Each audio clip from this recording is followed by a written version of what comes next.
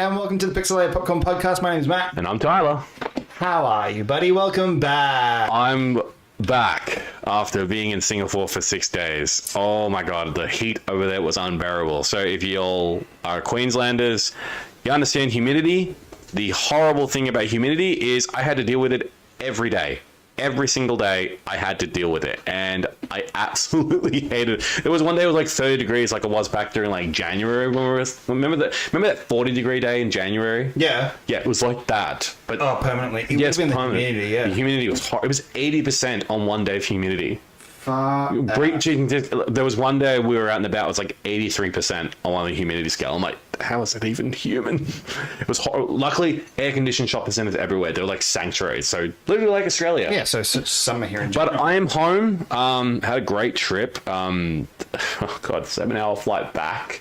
Landed in Sydney, 3-hour layover, and then an hour and 45 minutes flight back home. How was the flights though? Were they all right, or were they like I fell asleep. very turbulent? The flight over there wasn't too bad. It was a flight back that was more turbulent, especially the Singapore to Sydney.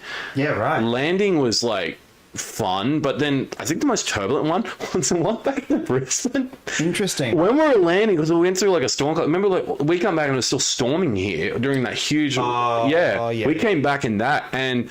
Like, it was a bit crazy on the turbulence, but the bit that got me the most is when we landed. My partner was asleep right next to me. When we landed, it jolted her awake. She was like, what's going on? Do you know what I do after every landing? What's that? I fucking quote Revenge of the Sith, man. Always a happy landing. Hi, guys.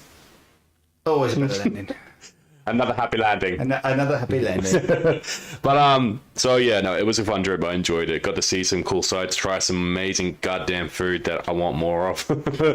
Yeah, you went to a fucking Toys R Us, though. I know, I video called you and you were like, what? They have so much over there, and it's just crazy. All right. Well, to start off with, Will says, Yo, what's hey, up? Man, how are ya? And he also says we should definitely get a new looping screen to go with our new logo. Oh, we should.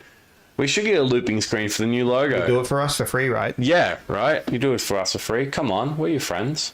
Yeah. Come on. Yeah, come on. He's your Padawan. Yeah. So I'm your Padawan. you should do it for your Padawan. Yeah.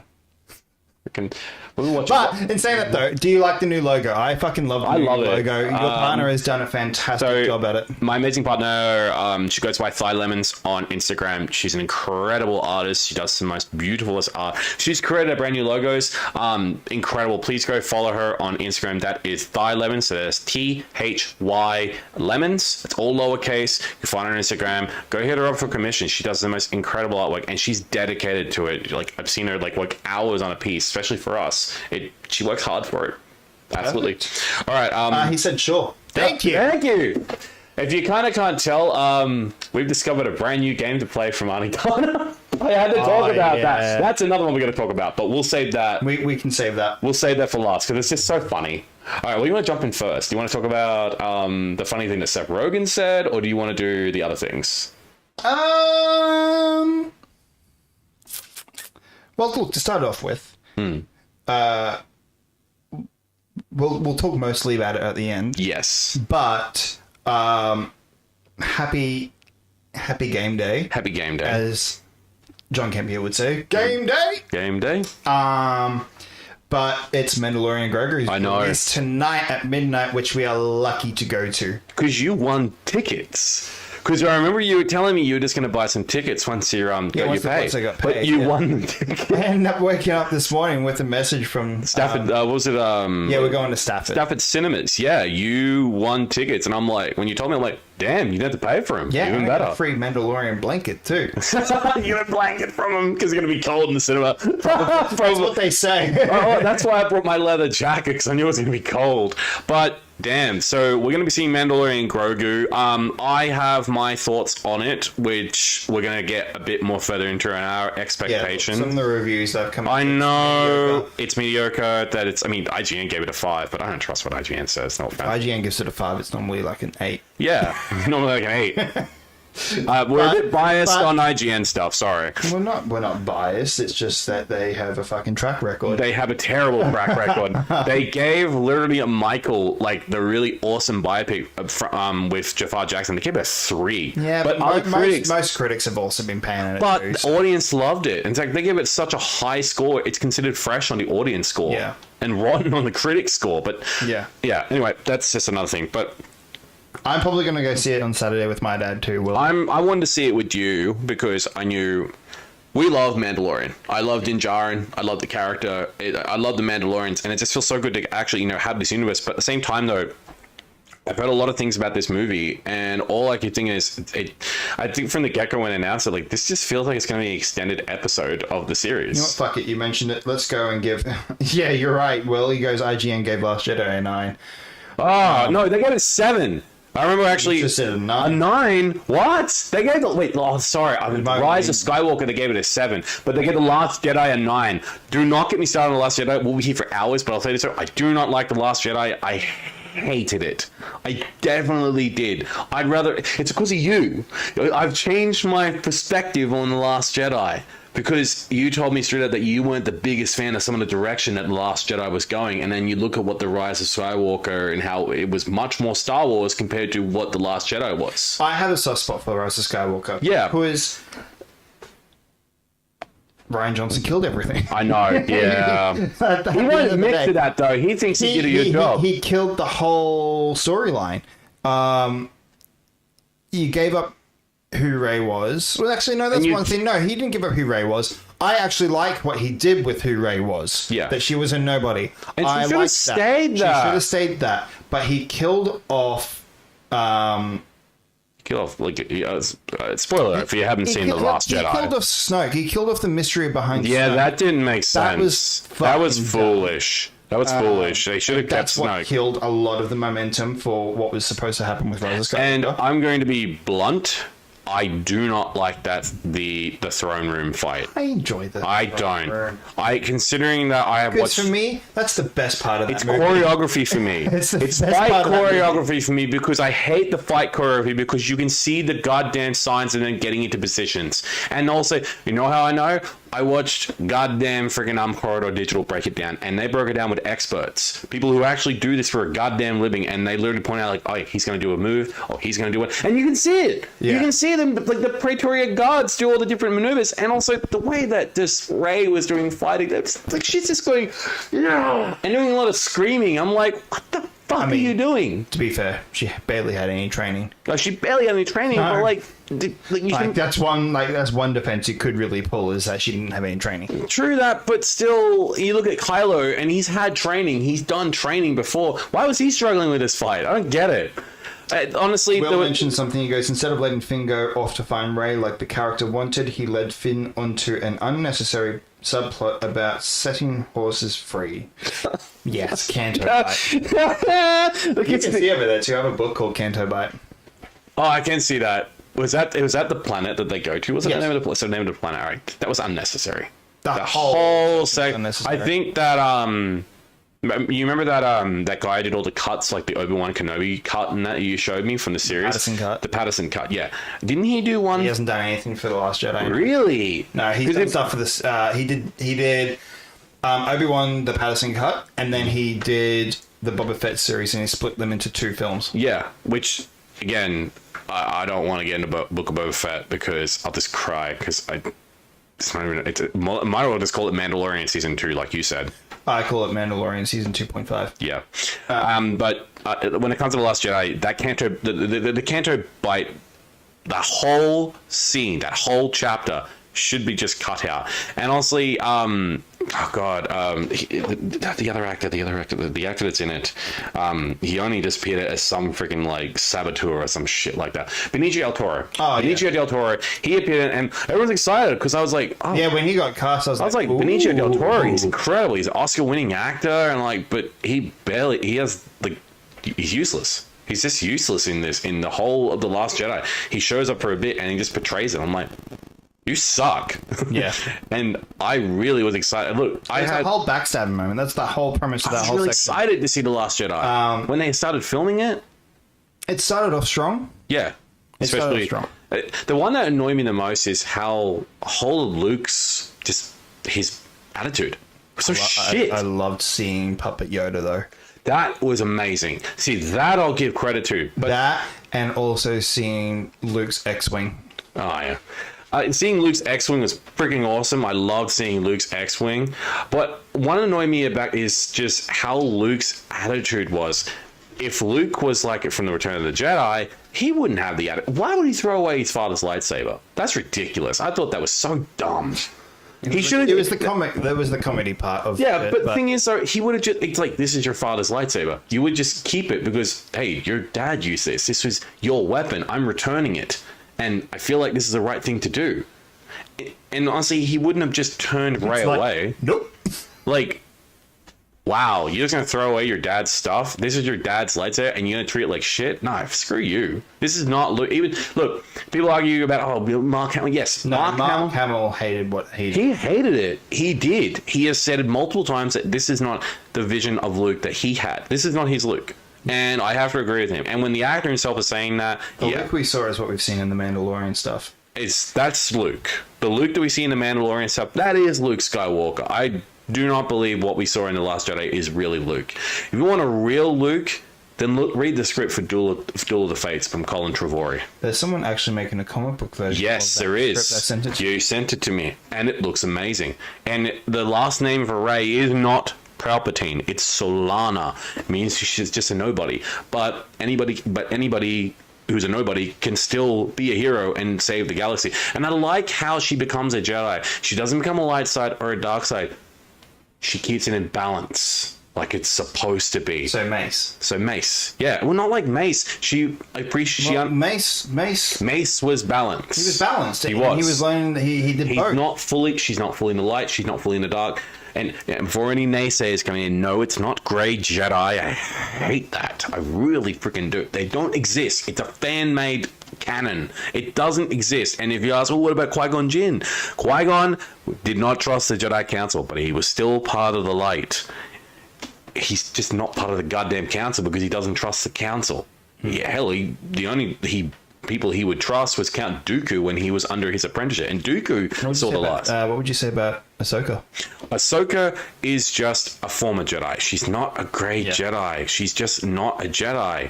Look, you can have the Force. You don't have to be a Jedi or a Sith. Baylan Skoll was a Dark Force user. There is such a thing as there's such a thing as Force users and Dark Force users. But you're not Sith. You're not even Jedi. You can still...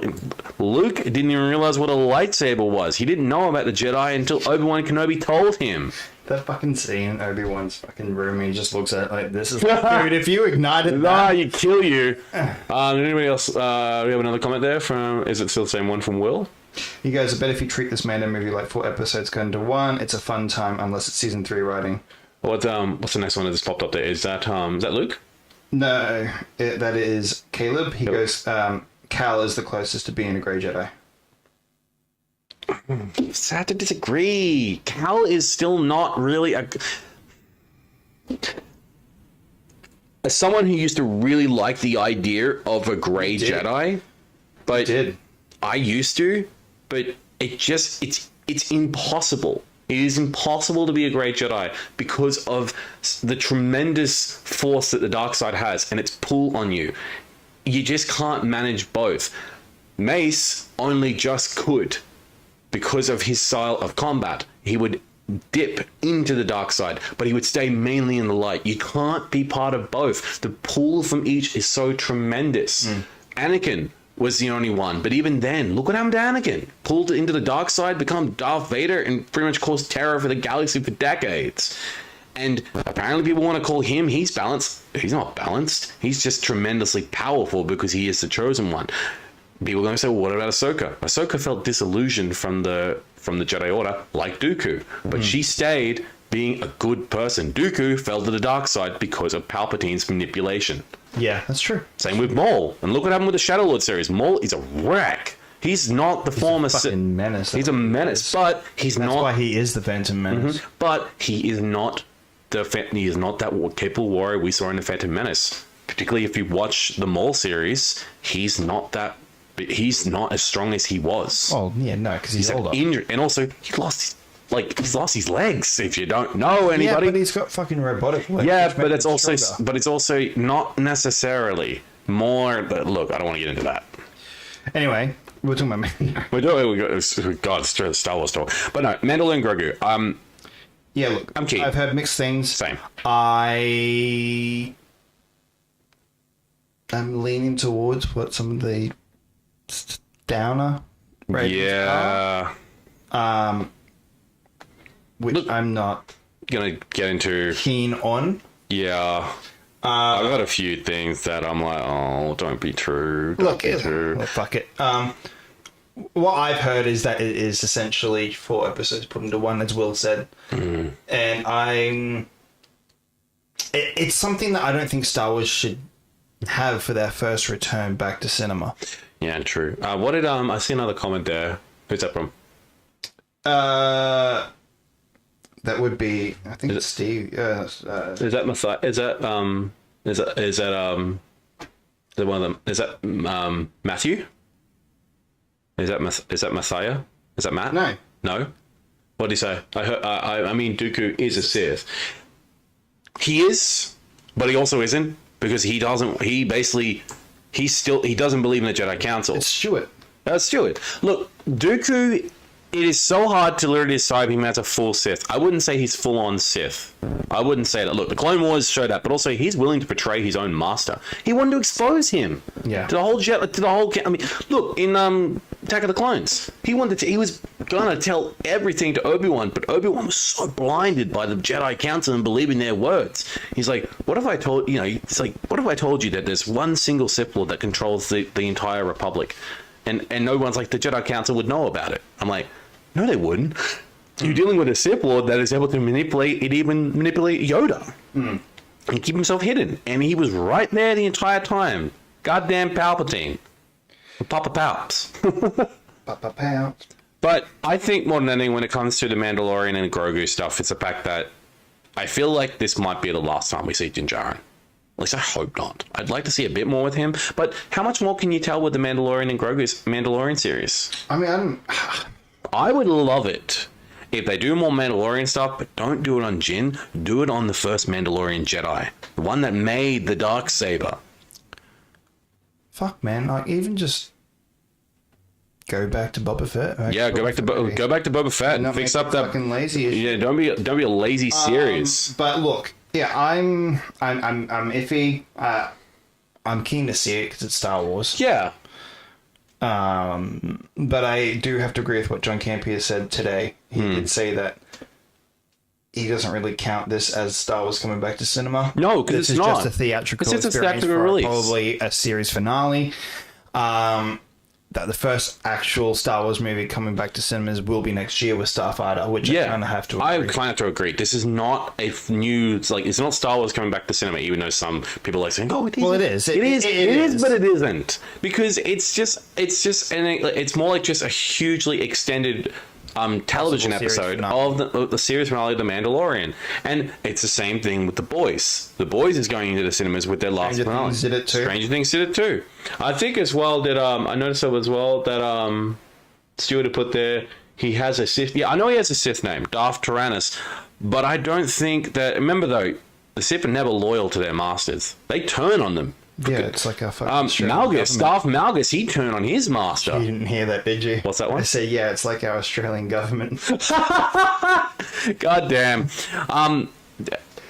They all turn on each other. Remember though, like I said, Dooku was going to betray Sidious and reveal Sidious to everybody because he believed he did not want it to happen. What else did he say there? Yeah, so Will, I have to agree. Will, he goes, I bet Jon Favreau was told he wouldn't be able to do another full season, maybe only half, so he put his ideas into a single screenplay and made it one big event. He goes, oh yeah, The Boys finale is out. I just saw what happened. Yeah, we won't go. We're not going to get into that. We're not getting into spoilers. We know people watch The Boys. I know what happens, but I'm not going to say anything. I will say that, look, just go watch the episode. I've heard it's really good. It's peak. You're in the dark, bro. I'm in the dark? Oh dear. Sorry. I've heard it's absolutely peak. A lot of people really, really loved it. Anyway, That's right, Emma. Emma says everything is doing theatrical release of final episodes. That's true.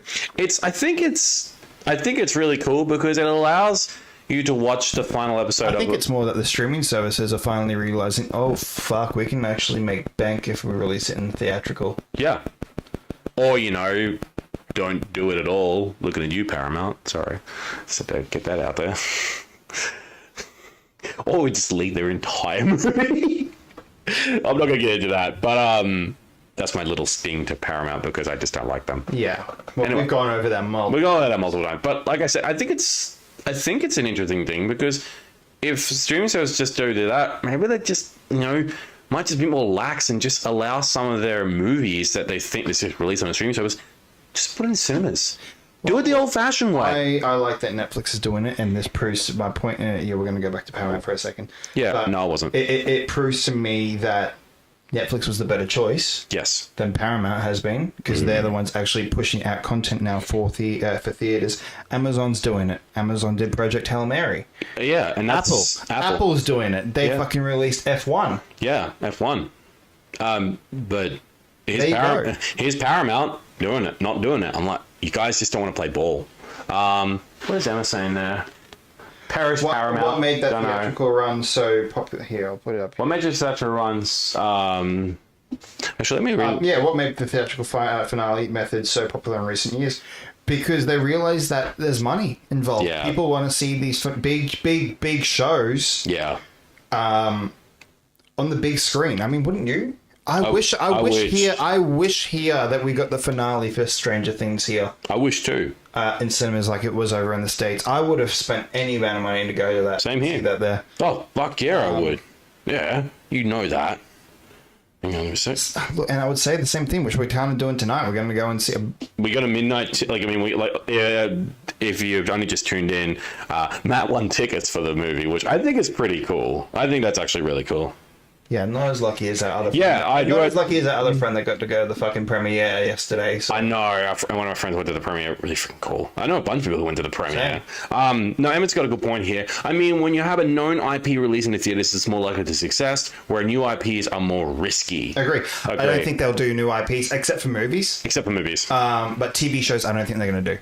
I mean, can you imagine? Until the finale, or at least see how it tracks. Yeah. I mean, except for sitcoms too. Except for it's going to be more like your big blockbuster type of shows, like Stranger Things, like Mandalorian and Grogu, like The Boys. Like The Boys. They're more well established and have a good following. It's not even that. They are made to be like blockbusters. No, we haven't. Speaking of our mate who went last night. Is that who I think it Yes, is? it is. Hello there. Hello there.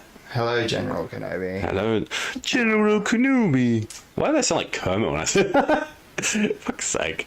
I think the other idea of having well-known IPs who are television shows and then a big finale is releasing in cinemas. That I'm more catered to like a big blockbuster event. And also, I mean, think about this. Like, you get to go see your favorite series. Instead of just sitting at home, waiting on the small screen or big screen, whatever you have, you go into a massive cinema, you have popcorn, you can watch that final episode with all people who love it. I couldn't imagine the finale for Brooklyn Nine-Nine going on there. Oh, man. You know, I couldn't imagine a fucking finale for Seinfeld. Even though, technically, though, Seinfeld's finale, they played it in town, in...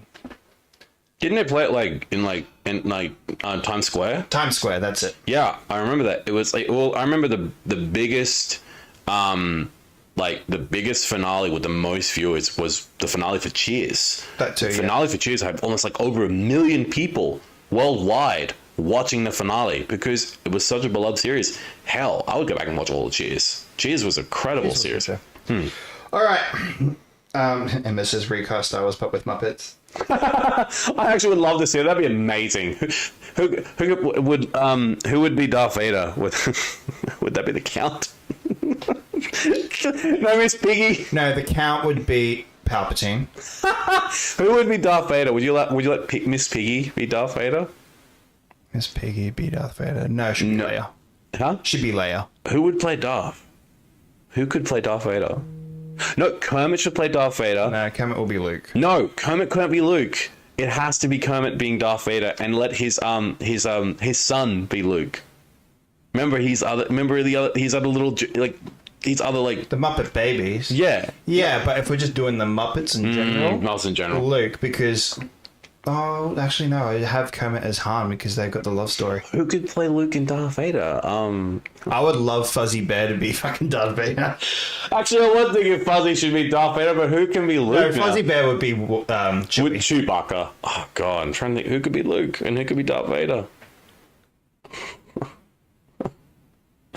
Well, one of the old guys could be Darth Vader. One of the old guys with the hecklers. Hey, you! He all came out from that one movie. Yeah. He will come. Yes, that's actually cool. Gonzo. Darth Gonzo! That would be so freaking funny. Oh god. All right, moving on. We'll go back to Mando stuff later when we talk about our expectations. We got a few couple of things we want to talk about. What do you want to talk about first? Couple of little tasters. Let's go with fucking this. Oh boy. Hopefully this works. Let's find I'm out. not sure if it will. We'll see. We'll see. And it's not connected. So. Oh, fuck it. All right, let's talk about it. Right. So, single-player PlayStation games will no longer come to PC. It's been rumored for quite a while, but Jason Schreier from Bloomberg has said that PlayStation Studio CEO Herman Hulst has told all staff that single-player games will no longer come to PC and instead remain PlayStation exclusive. This includes the recently released Ghost of Yotai and Saros and the upcoming Wolverine, which will all remain console exclusive. Multiplayer games will continue to release on PC, but single-player PlayStation games will no longer make their way over. So, thoughts? I mean, it says here in the article, it's clear why this decision has been made. Oh, I have an idea. Oh, yeah. And I'll get into that in a minute. But what are your thoughts? Ridiculous. Absolutely ridiculous. Single player games should be at least. I don't understand. Like, they were doing PC releases for single player games. God of War Ragnarok was, and also the 2018 version were both released on PC. Spider-Man was as well. Uncharted 4. Uncharted 4. I've got that on the Steam. Last of Us. Yep. 1 and 2. 1 and 2. Why are we going back to just being on PlayStation? We know why. Matt? I can tell you why. So the major rumor is that Xbox in the next console cycle is actually going to incorporate Steam. Mm-hmm. That's been the biggest rumor so far, which could make sense considering Steam is essentially a PC platform. But also, not only that though, there is a rumor as well they're pulling out because of the Steam machine. Yeah, the Steam machine. It's now essentially going to be an at-home console as well. I'm sorry, I'm just going to say this. Waka Waka Luke, Waka Waka Luke, I'm your father. That's coming from Dark Prince 96 on our YouTube. Thank you. Kermit as Han, Fuzzy as Stewie. Still funny. But no, I think I think it's either got to do with the Steam machine that's coming, because that makes sense. It's now an at-home console, so it means their games are now going to be on another at-home console, which then also goes back to Xbox possibly getting Steam on the next console, because the rumor is that they're going to be incorporating that, because Xbox isn't really going to be a console. It's going to be more of a PC. More of a PC. It's going to be a hybrid console, mixed between PC and a console. So essentially, that means, hey, PlayStation games that were already on Steam. Titles, they're on Steam. You can now play it on a device. You can play it on Xbox. They do not want that, which is a smart business move. I know it sounds like shit, but it is. I get it, but it still doesn't help. It makes complete sense why they would There's another reason here. It also said it's also expected that PlayStation had determined that releasing games on PC would potentially hurt the console's brand and also affect PlayStation 5 sales. And another thing as well, on the PlayStation... Well, that's what... Another thing that's what Caleb says here. He goes, think of it this way. There would be no reason for someone to buy a PlayStation going into the next generation unless there are exclusives you can't get on PC. That is true. That's exactly it. Yeah, that is true. People want more exclusives. They have been begging for Xbox to focus on exclusives, but also they are interested in the Steam Xbox collab. Yeah, think of it. Yeah, exactly. People want more exclusives. Basically, that's what. The only thing that they've had going recently, the only thing that has literally been keeping Xbox alive this cycle has been Game Pass. It's Game Pass, that they bought Activision and then got to be able to do Call of Duty day one. Bad decision at the end of the day, because you were losing your Xbox, your fucking exclusivity, and not your exclusivity, but your Call of Duty pricing because no one's buying that. So you're losing the No sales one for wants. that. No one wants Call of Duty Because anymore. all your sales are going straight to Game Pass, so everyone can get it day one. And then as they bad just- as it sounds, it makes sense. It makes sense. I mean, So they need to drop that, which they have. The new CEO has come in. She's dropped that tier. For she Game Pass. removed Copilot from mobile devices and Xbox. But from mobile devices. Yeah, Copilot from I mobile. don't think she's removed it from mobile, but I believe Microsoft has. I believe. Oh, no. Xbox shouldn't have any. No, control sorry. over I phones. forgot what mainly from like anything that's Xbox. No more Copilot on them at all on Xbox devices. Well, there was a rumor that they were going to go into. They were Copilot. rumoring it, but She's pulled it. She's pulled it. So she's done that. Which is funny because she's like working in an AI department. Yeah. I find it hilarious. I think it's because she knows that Copilot's a piece of shit. It is a piece of shit. Why do you think Windows it's 11 the hated worst it? one. It's the worst one. But then, you've got all of that stuff going on. And so it makes sense that Xbox also need to drop their stuff so they can really- get back into Yeah. exclusives. And then another thing as well with PlayStation as well, they also increase their prices as well for their subscription models as well, alongside the taking away PC exclusives. That's another thing too they did recently. So what are the prices for that? So Is it that much? I heard it's for new subscribers. it's so basically what it means. Let me just read it off to you really, I've really quick. heard for new subscribers it's gone up. But for regular people, Yeah, I think PlayStation Plus is getting a price increase in Australia for new subscribers. So now for new pricing with new PlayStation Plus subscriptions are $14.95 Australian for 1 month subscriptions, $43.95 for 3 month subscriptions, and a whopping $112.95 AD for a 12-month subscription. Is that for premium? That is for now it's getting a price increase for new customers. The price will not change for current subscribers in Australia unless it doesn't say. I don't think it's for. That's what I'm confused about. Is it just for the standard? Well, I think it's for the standard. I'm not too sure. It doesn't really say. Yeah. I don't know. Like, if it's just for the standard, fair for the standard. But if that's for the big one, ugh. No, because I pay roughly or almost that for premium. I only would pay a month because I just want to see the retro games. I enjoy the retro games that they have for it. What else we got here? A Game Pass family plan for Xbox. I agree. I agree. Steam does that. Steam YouTube does that. Yeah. Spotify does that. Yeah. Did you see a former Google CEO got booed off stage at the university area for No, but I I did did see something AI related that's Google's doing, which I'm actually excited for. I I showed it to you before. the wearable Yeah, we're getting wearable glasses now too. Yeah. And the glasses are already wearable. I have to agree on this one. What do you mean? What I mean by that is that we're going to have essentially Google Glass coming back. Yeah. In a better way. In a better way than what it was. I hated the look of those last ones. They were awful. It looks so dystopian. I have to agree with this one. If you don't know what Google Glass is was essentially it kind of looked like Kind of like a cyberpunk a little bit. a little bit of cyberpunk, but the new one, it's literally wearing regular glasses, but it's now got a built-in screen in your lens. So if you're walking, text will show up on your screen that you can on your little fucking. You wouldn't have a lens. camera in them, would it? Would it have a camera? It might have a camera. It will have a camera. I don't like them because, just a lot of problems have popped up from all around the world where people just wear the meta glasses and just record everybody. And Yes, but they figured that out though. They've got a lights on now when they're recording. All right, cool. But I like what that. they can do though is that they do have. We get- We're getting wearable. I know the comment was dumb, but it's technically true. No, I actually the price of PS. I did like what I was going to say before Rob said this. The price of PS subscription is a joke. My wallet hurts every time. That's true. And Emma went, well, that sounds safe.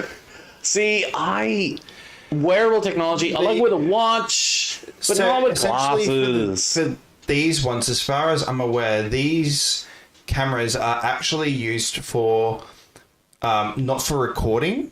It's actually used to help the AI process for you. So, for example, if you're wearing them around normally, right, and the AI could see, like over there right now, there is a little screw. You can see that, right? Yeah. Say I need, say they're my keys, right? And I've looked over there previously, looking at Tyler, and then I go to leave late. I go, have you seen my keys? There. Yeah, right there. Like they're in this room. Yeah. There. That's what they're there for. It's also there for automatic translation. So when you are like when you're in Singapore or or it would help like with translation. it's live translation problems. Yeah, so that's what the cameras are actually using them for. Look, I've said it before about with AI and maps show. The fact is that when it comes, I'm gonna get them. Stop talking me over, motherfucker. Also, to tell you, yes, well, that sounds safe. Nailed my tone. I did because I know your tone. But I will say one thing. Look, I do believe AI should be as a tool. And that's what this is. It's not generative. It's not generative. I do not agree with generative AI. I think I've said this multiple times. I don't believe in generative AI. I think it's theft. I think it's stealing. But if AI as a tool is to help, sure, AI should be used to help, but not like with everything. It can help you remind things. Basically, just use it as a helpful tool, but you're still fully aware of what you're doing. Essentially, what these glasses are going to be more of an actual assistant. Yeah, like an assistant. Your own personal assistant. Your own personal assistant. And that's what I do like about Gemini now, and it is upgrading. And I don't know how the fuck we go into Gemini and AI. Oh, that's right. Yeah. But like that's the AI I love. That's the AI I love too. And Google, let's be honest, Google Assistant never felt like a fucking assistant. No, it just felt like you just asked it and just give you random stuff. You'd ask it to do jokes. Whereas now, with what Gemini is doing, it's actually making it more of an actual assistant to help you feel better with stuff. There's new stuff coming in for Android Auto, which is also great. Yeah. Incorporating DoorDash into it now. Yeah. So you could be driving home. You'll be driving home and be like, honestly, when it comes to Gemini, order me my favorite pizza from Domino's. Yeah. And it would come up while you're driving there, and it'll be like, okay, now ordering it now, pays it for you. Yeah. And then automatically. It gives you time to go there. When it comes to like driving in that, I don't think I would put the glasses on while I'm driving because I want to have my focus on the road. I get like if I have something in the corner of my eye, I will draw my attention, and if I'm driving, that can be just dangerous for me. The thing is though, is that it's not going to lose your attention. No, because it's only glasses. You're always looking straight. Yeah, and so even if it's here, it's not a solid piece that you can't see through. It's very, it's like the augmented reality. It's like transparent. It's the augmented reality. Yeah, it's augmented reality stuff where you can see through the other side, but it's in front of you, and you can adjust to how visible it is. Which, if that be the case, that's fine. Yeah. And honestly, I wouldn't have. And also, knowing Google, like, there's probably going to be a process where, like, it'll recognize that your phone is connected to the car. Yeah. And so it'll probably turn off that section while you're driving. Yeah. I'd still be a bit aware. Like, for example, I personally do not believe you should wear headphones when you're driving. You need to hear everything when you're driving. I don't like when I was in a cab and stuff like that. Yeah. Another thing is, when I was in, like, here's the crazy thing, right? This is something going back to Singapore. Yeah, that's fine. When I was walking down to a coffee shop just over there, I noticed this guy riding a scooter. One hand, he had a cigarette in the other hand. He was smoking on the scooter. These glasses sound exhausting to me. They kind of do. They sound exhausting, but it probably just trying to explain them. It can sound exhausting, but they probably aren't that exhausting. It'll be easy. It'll be easy. But no, I noticed that, and I was thinking to myself. And then we were walking around downtown, and around Dhoby Ghat, and that's another suburb in Singapore. I noticed a guy riding a scooter. And you think, he just put airbuds. He put giant headphones over his helmet and slapped them on. I'm like, how can you ride a scooter riding that? You need to hear shit around you. It's so dangerous. Noise cancelling. Noise cancelling.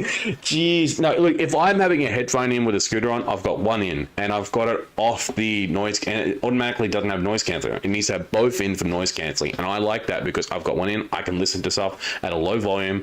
And also, I can do phone calls as well if I need to talk to someone and it's an emergency. And I can still stay focused riding. I think that's also something that these glasses also will incorporate, is that you can talk with your glasses on too. But yeah, I agree. That was way off topic. That was really off instead topic. Instead of the Pixelated Popcorn Show, we just turned it to now the fucking ADHD as fuck show, because that's what we do best. I thought we were going to call it Techie Talks or something like that. What was that? Techie Talent Show? You need the Techie. Oh god, I'm calling it a flashback. And what's the other one? Your technical thing you have on Oh, your smart talk. smart talk. We just turned into smart talk. We just literally turned into smart talk. Fine. No. Welcome to the new segment, It's everybody. more ADHD as fuck show because we constantly fucking bounce off everything. But that's just how we get are. distracted. That's just how our podcast is. Jesus Christ. But PlayStation, I am not. I don't like. They take away games and just keep it on a console. At least allow like I get it business move wise, but also just I feel like they're just limiting themselves with like you have to buy a PlayStation in order to buy these games. But that's good. That's a good business model. I know, but still, I like How games. is that limiting? It just feels like it because, like, if no one wants to buy a PlayStation, if I don't want to buy a PlayStation, but the game's on there, I'm forced to do it. If I don't want to buy a PlayStation, that's the point. As our camera died yet again. Yes. If I can't hear the car coming, therefore the accident was not my fault. Out of sight, out of mind. Charter boat? What charter boat? If you can't hear the threat, it isn't really there. The popcorn doesn't represent what it is. This guy's like dismantling our podcast. It's true. True. It's my fucking brain. I get it. I just don't like it. I just think it's a bit crummy. But that's just me. Look, that's just me. I think it's a very smart move. That's just me personally. Okay, that's you personally. But if I came to you, right? You have a business, right? Yeah, I'm doing well. You have a business, right? You are doing well. Yep. You've now started to go and sell your products off to other companies to be able to for other access. Kind of a smart move when you think about it. Yeah. But the fact then that these two other companies that you have sold them off to are now merging together. Yeah, and then What are you going to do? Are you going to risk losing your money and losing your business altogether? Or are you going to fucking get it all back so you can stay as a business? I'd probably would do with the PlayStation option. I just think it's a bit crummy. But look, like I said, just me personally. But I understand it. I do. I made a good point. The popcorn doesn't represent movies. It's representing your popping from topic to topic. That's true. It's true. Maybe that's why you chose it. No, I chose it to base off movies because we eat popcorn at movies. But maybe it's a metaphor. Maybe it's a metaphor. But look, yeah. All right. That's true. Student says, I'm fine with what PlayStation are doing. Hell, I have a Switch for Nintendo games like Pokemon, Zelda, and Mario. That's true. Yeah, that's true. Same with me. I got the Switch there so I can play, I can play Zelda. I have a Steam Deck so I can play Zelda. Yeah, you get... I mean... I got a Steam Deck. I can play Zelda, right? Wait, what? I don't do that. No. I don't emulate PlayStation 1 games. What are you talking about? Hey, no, that's different. That's different, but still, they don't like... Nintendo doesn't like emulation. But anyway, let's jump to the next one. Rob says, I got to agree with Tyler, PlayStation being real crummy. No, I don't think so. No, they were being really... Fuck. What'd you do? Did you pull out the power cord? You dinglebat. Look, you have to understand it. What I was going to say, what I think PlayStation were being really crummy about was the last show that we did where they brought in that weird DMR thing. That's being crummy. Oh, the DRM thing. That's being crummy. But this is a business move. Smart business. This is a smart business move because Xbox has got... Raising the prices, though, that's crummy. Raising the prices is freaking crummy. It makes sense because of inflation. Will wrote, welcome to the podcast, where our brain cells are popping like popcorn and always shifting. I think more than anything... You ever seen that movie Split? That's the show. That's the show. We're James McAvoy. Yeah, that's really good. That's really good. That's us. I think... Look... PlayStation raising prices, shitty. I don't like it. But PlayStation going back to just console exclusives, it's a business move. They know that Xbox has got new leadership, and this is how they're responding to it. I agree. Yeah. They're scared.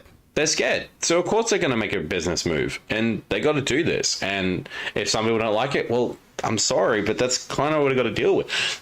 All right, so, speaking of that, you want to talk about Seth Rogen's response to yeah, I suppose since we're on the topic of AI. We're on the topic of AI, and I want to read it because it's so freaking hilarious.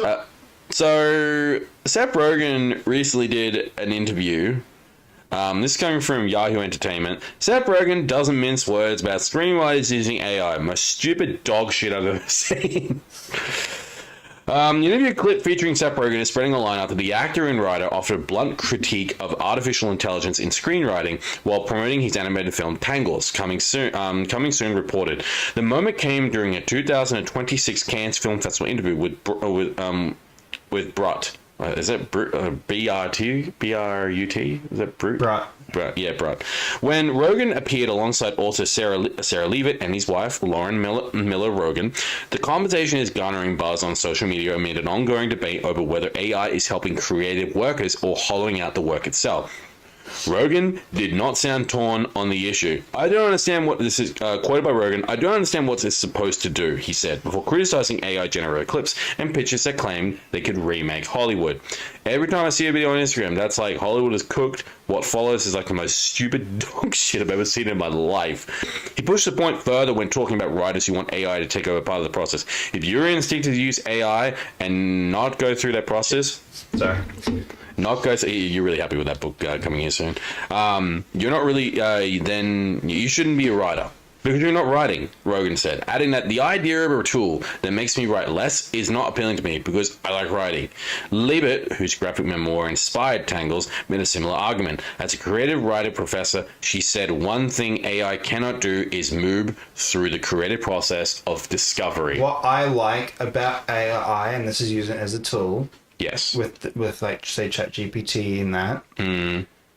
If I am writing, I like to then whack it through there. And proofread it. Do you proofread it? It's essentially proofreading, but like clearing up the punctuation. Yes, and fixing it up. You still are, that is still your piece because you are editing it and it's now become your work. You just want to... It's still my work. It's just editing. Work. It's just like... fix it. Yeah. I know I fucked up words and I know I have fucked up everything. Yeah, so you're not just creating a product that's done. You're going through the process of figuring it out. She said, noting that the team spent 10 years developing this project, Tangles. Miller Rogen also questioned how any model could replicate the lived experience that shaped the film. For its part, Tangles did not use AI, not at all. It's a hand-drawn animation, Rogen said. Every frame has a human touch to it. For instance, the debate matters because it affects the kinds of movies, shows, books, and art that end up in front of us. When studios and creators use AI to shortcut the hardest parts of storytelling, critics say the result can be flatter, less personal, and more disposable. It can also put pressure on writers, animators, and other workers whose skills help sustain creative communities.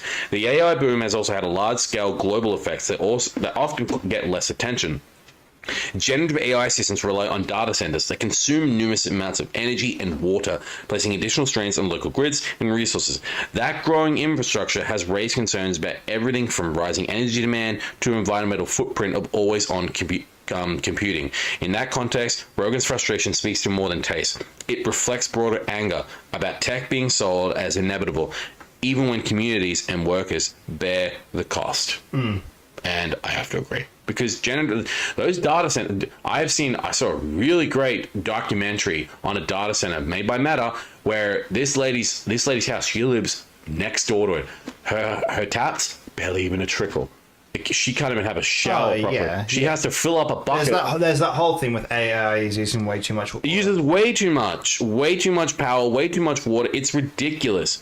You can shortcut with AI in animation. There is so much a human would notice and a machine will not. I'm having such a hard time writing my screenplay, but I've never been tempted to generate ideas or story beats to fill in the gaps in my concepts. If I don't learn, I won't be closer to getting better. I have to agree with that one, with what Will said. And also what Emma said as well. There's so much a human would notice. The machine will not, and I have to agree. Well, you saw before what we were doing with trying to create that 3D print file. It wasn't recognizing the writing. It recognized it once, and then we tried to upload a second version of it, and it just made it worse. I think more, and it lowers the, and another thing as well, it lowers the quality of the media being produced. You can't shortcut with AI in animation. You can't, because animation has to be hand done. You're animating and doing every single second of it. You can't just shortcut with it. Huh? Marvel, yeah. You fired your entire department. And I mean, there was one guy who'd been there. I'm just more talking about how fucking Punisher looks like. Oh god, I saw that recently. Drake and 2005 friggin' graphics, like a PlayStation 2 graphic. No, I'd say 2. I know, it was more 3. True. More 3. 3. It's just hilarious that they will say, "Oh, it's physical." I'm like, "It's real." I'm like, "It's not real. We can tell it's not real. It's the worst thing ever." I did see a shot of them shooting it in real time too, but I reckon Corridor Digital would see that and actually recreate it. I reckon they would do it. They would do it for real. no, I reckon we'll get an update to it. They've had the backlash. How many times? Even with Mandalorian, look at the backlash that happened with The guy, no. Is that season 2 or season 1? Season 2. No, season 1. In the corridor. No, it was season 2. Was it season 2? Season 2. Yes, was season 2. Where And you the can see the hangar. guy in the you see the guy in the background. Yeah, the crew member. And they had to. And they went in and cleaned it up and out. edited it. Oh, so funny, so funny. I just it boggles my Like, there are good mind. things with AI, like what There's we talked good, about but before, there's also with like bad Gemini as being well. a proper assistant, like with the glasses, that type of AI. But it is not perfect. AI in games is also good because that's a different type of AI, not generative AI in video games, but the actual artificial intelligence to run the game. Yes. That's good AI. Gaming AI is so much different. ChatGPT, if done correctly, is good AI for what you need it to do. I still to don't help you out trust the with things. company. They're run by open AI, aren't they? Open source AI. I don't trust that company. I do not. They literally, their CEO is untrustworthy. He's Sam Altman. I have to say though, he's more trustworthy than fucking Roblox though. So Oh god, yeah, we're not going into Roblox. That is a whole lot of kettle of fish that I would want to save for a full episode. But on a good note though, let's dive over to Xbox. Xbox is. We can dive over that, but we also there is something I want to talk about. Oh. Since our last show, Sorry, I just had to say this. The problem with that shot was the fake normal speed camera shake. yeah, that's true. Since our last show, one of our most anticipated movies for next year got some new announcements. The Batman Part 2. Batman Part 2. Sorry. It is my most anticipated movie. Like, out of every single movie, I have been waiting for an update, and by God, we have a goddamn update. The first... I remember when you sent me those shots, like, it's happening! The Twitter stuff. The And that's Twitter the thing, stuff. at that He's been point, there was prompting. no articles being done about what Matt Reeves It's was just teasing. Matt Reeves just sharing He was just posting He was just posting gifs. GIFs. And it was like, what are you doing? I mean, we have a full cast now. We don't know what the characters are, but I can say this, that we have a full cast. Yeah, I actually want to know about some of your thoughts on some of the casting choices here. Give me a sec. I'm just going to load it up quickly. All right. So, visual casting. The Batman 2 reversible cast is coming from 3D VF. I don't want the notifications. Okay. Interesting. This is on Collider though. Set to return for the sequel are Robert Pattinson as Bruce Wayne and Batman, Yep. Colin Farrell as Oz Cobb / the Penguin, Jeffrey Wright as Commissioner Gordon, Andy Serkis as Alfred Pennyworth, and Barry Keoghan as the Joker. Yes. So Barry, he did say that he was coming back, but we don't know if he's going to be just a background, because Reeves has said that he's not going to insert the Joker yet. He said that the villain in this movie is something that hasn't been done in live action before. And we've already seen the Joker in live action multiple times. We've already what other villain could it be? Hush, or could it be Mr. Freeze? We'll get to that in a minute. Yeah, we'll get that. All right, so as the Joker, who was also briefly shown in the 2022 film, joining the cast are Scarlett Johansson. goddamn. Apparently, and this is what Collider is saying, as Gilda Dent, Harvey Dent's wife, Sebastian Stan as Harvey Dent / Two-Face, and Charles Dance as Harvey's father. As far as I'm aware, that was still a rumor that those were those characters. He never announced who those characters were. Yeah. Who they were. Days later, Reeves posted a GIF on X depicting what appears to be Johansson in the rearview mirror, captioned with "Next exit Gotham, welcome." Paul Dano also recently commented on his status as the Riddler in Part 2, which he said, Matt is so caring and obsessive in bringing such a point of view to that film, and I think he is going to do it again. I could not be more excited to see what he does, and I hope maybe I'll get to dance again. Despite his uncertainty, he is nonetheless excited about the sequel and expects the audience to be more satisfied. Will said, both Rob and Will said this, the Batman Part 2 is going to be wild. Will said, so keen for Winter Gotham and the new cast editions. Will be interesting to see if Barry's Joker is just going to be bigger, is just going to be in the scenes in Arkham again, or if he'll have a bigger role. I think he's still going to be in Arkham. Or he might break out with the Riddler and like cause chaos in the city, maybe towards the end of the movie, and it leads into Part 3, the whole citywide riot, because that's what the Joker could do. I don't know. Honestly. We don't know. Honestly, you want to know my real thoughts? What's that? I don't think we're getting Joker fully as a villain in this whole series. I mean, and I don't think we're also going to see the Riddler in as a main villain again. I honestly am we'll fine see with them that. in Arkham. We'll see them in Arkham, but I think they're going to... Look, we don't know. That's the thing. This is just us speculating. As far as I'm aware, I believe that Matt Reeves has not confirmed, or nor James Gunn has confirmed that Sebastian Stan is Harvey Dent. Yeah. You have in the Batman a big reference to Hush. You don't do that in the Batman movie without having a payoff. Yeah, you don't. Finally, winter has come to Gotham. I think... What killed the dinosaurs? Sage.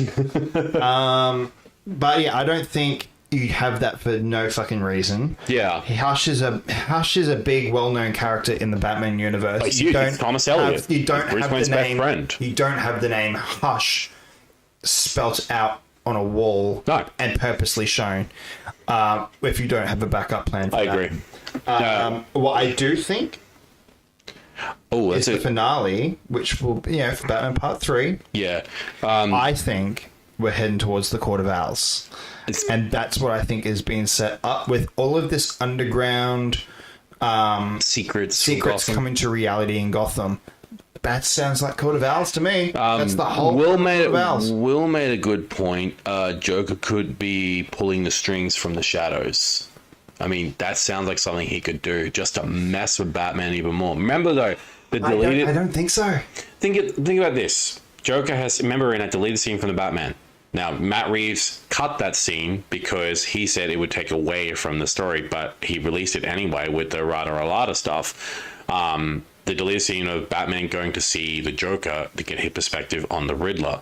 And I love the part where he says, it's our anniversary soon. I'm like, oh shit. These two, like, they've fought before. He put him in here. First villain. Their first villain. And I like that. Though? I would rather see that in comic book or a book form. Look, I don't think I need to see another Batman versus Joker again. But the thing is, though... At least for a very long time. Give us more. Batman has these amazing rogues gallery that we barely see much of. We don't see Professor Pig. We don't see Mad Hatter. We haven't seen Hush. We haven't seen Victor Zsasz. We haven't seen Killer Croc, really. Yeah. We haven't seen... I could go on. We've seen Scarecrow once. Polka Dot Man. No, I'm kidding. But we haven't seen that. I mean, we could get a Joker that's not physical. That's give me another Ivy. Give me another Ivy. I would love that. But again, my fingers across on there's three villains that I want. Either Mr. Priest, Hush, or Scarecrow that can fit into this world. I think Freeze, like everyone I've spoken to, is how are you going to do it because it's such a toned down world. It's more realistic with Freeze. Sorry, you got to look at the comment that Emma put. It says on my end. Stuart, you had that. That was called the Snyderverse. I know. I love what Emma said. Condiment King. Condiment King. Give me the mustard. So another thing is, I gotta agree with Matt. Batman v Joker has been done quite a lot. So many more in the Rose Gallery to have him fight. Yeah. I would love him. Fuck, give me Calendar Man. I mean, that's the thing. Fucking the first movie is based off The Long Halloween, Year Batman 1, Ego, and Batman Ego. Yes. Right? In Long Halloween, you have the Falcons. You've got fucking Calendar Man. You've got Two-Face. You've got Two-Face. Yep. Is he in Long Halloween? Yeah, he is in The Long Halloween.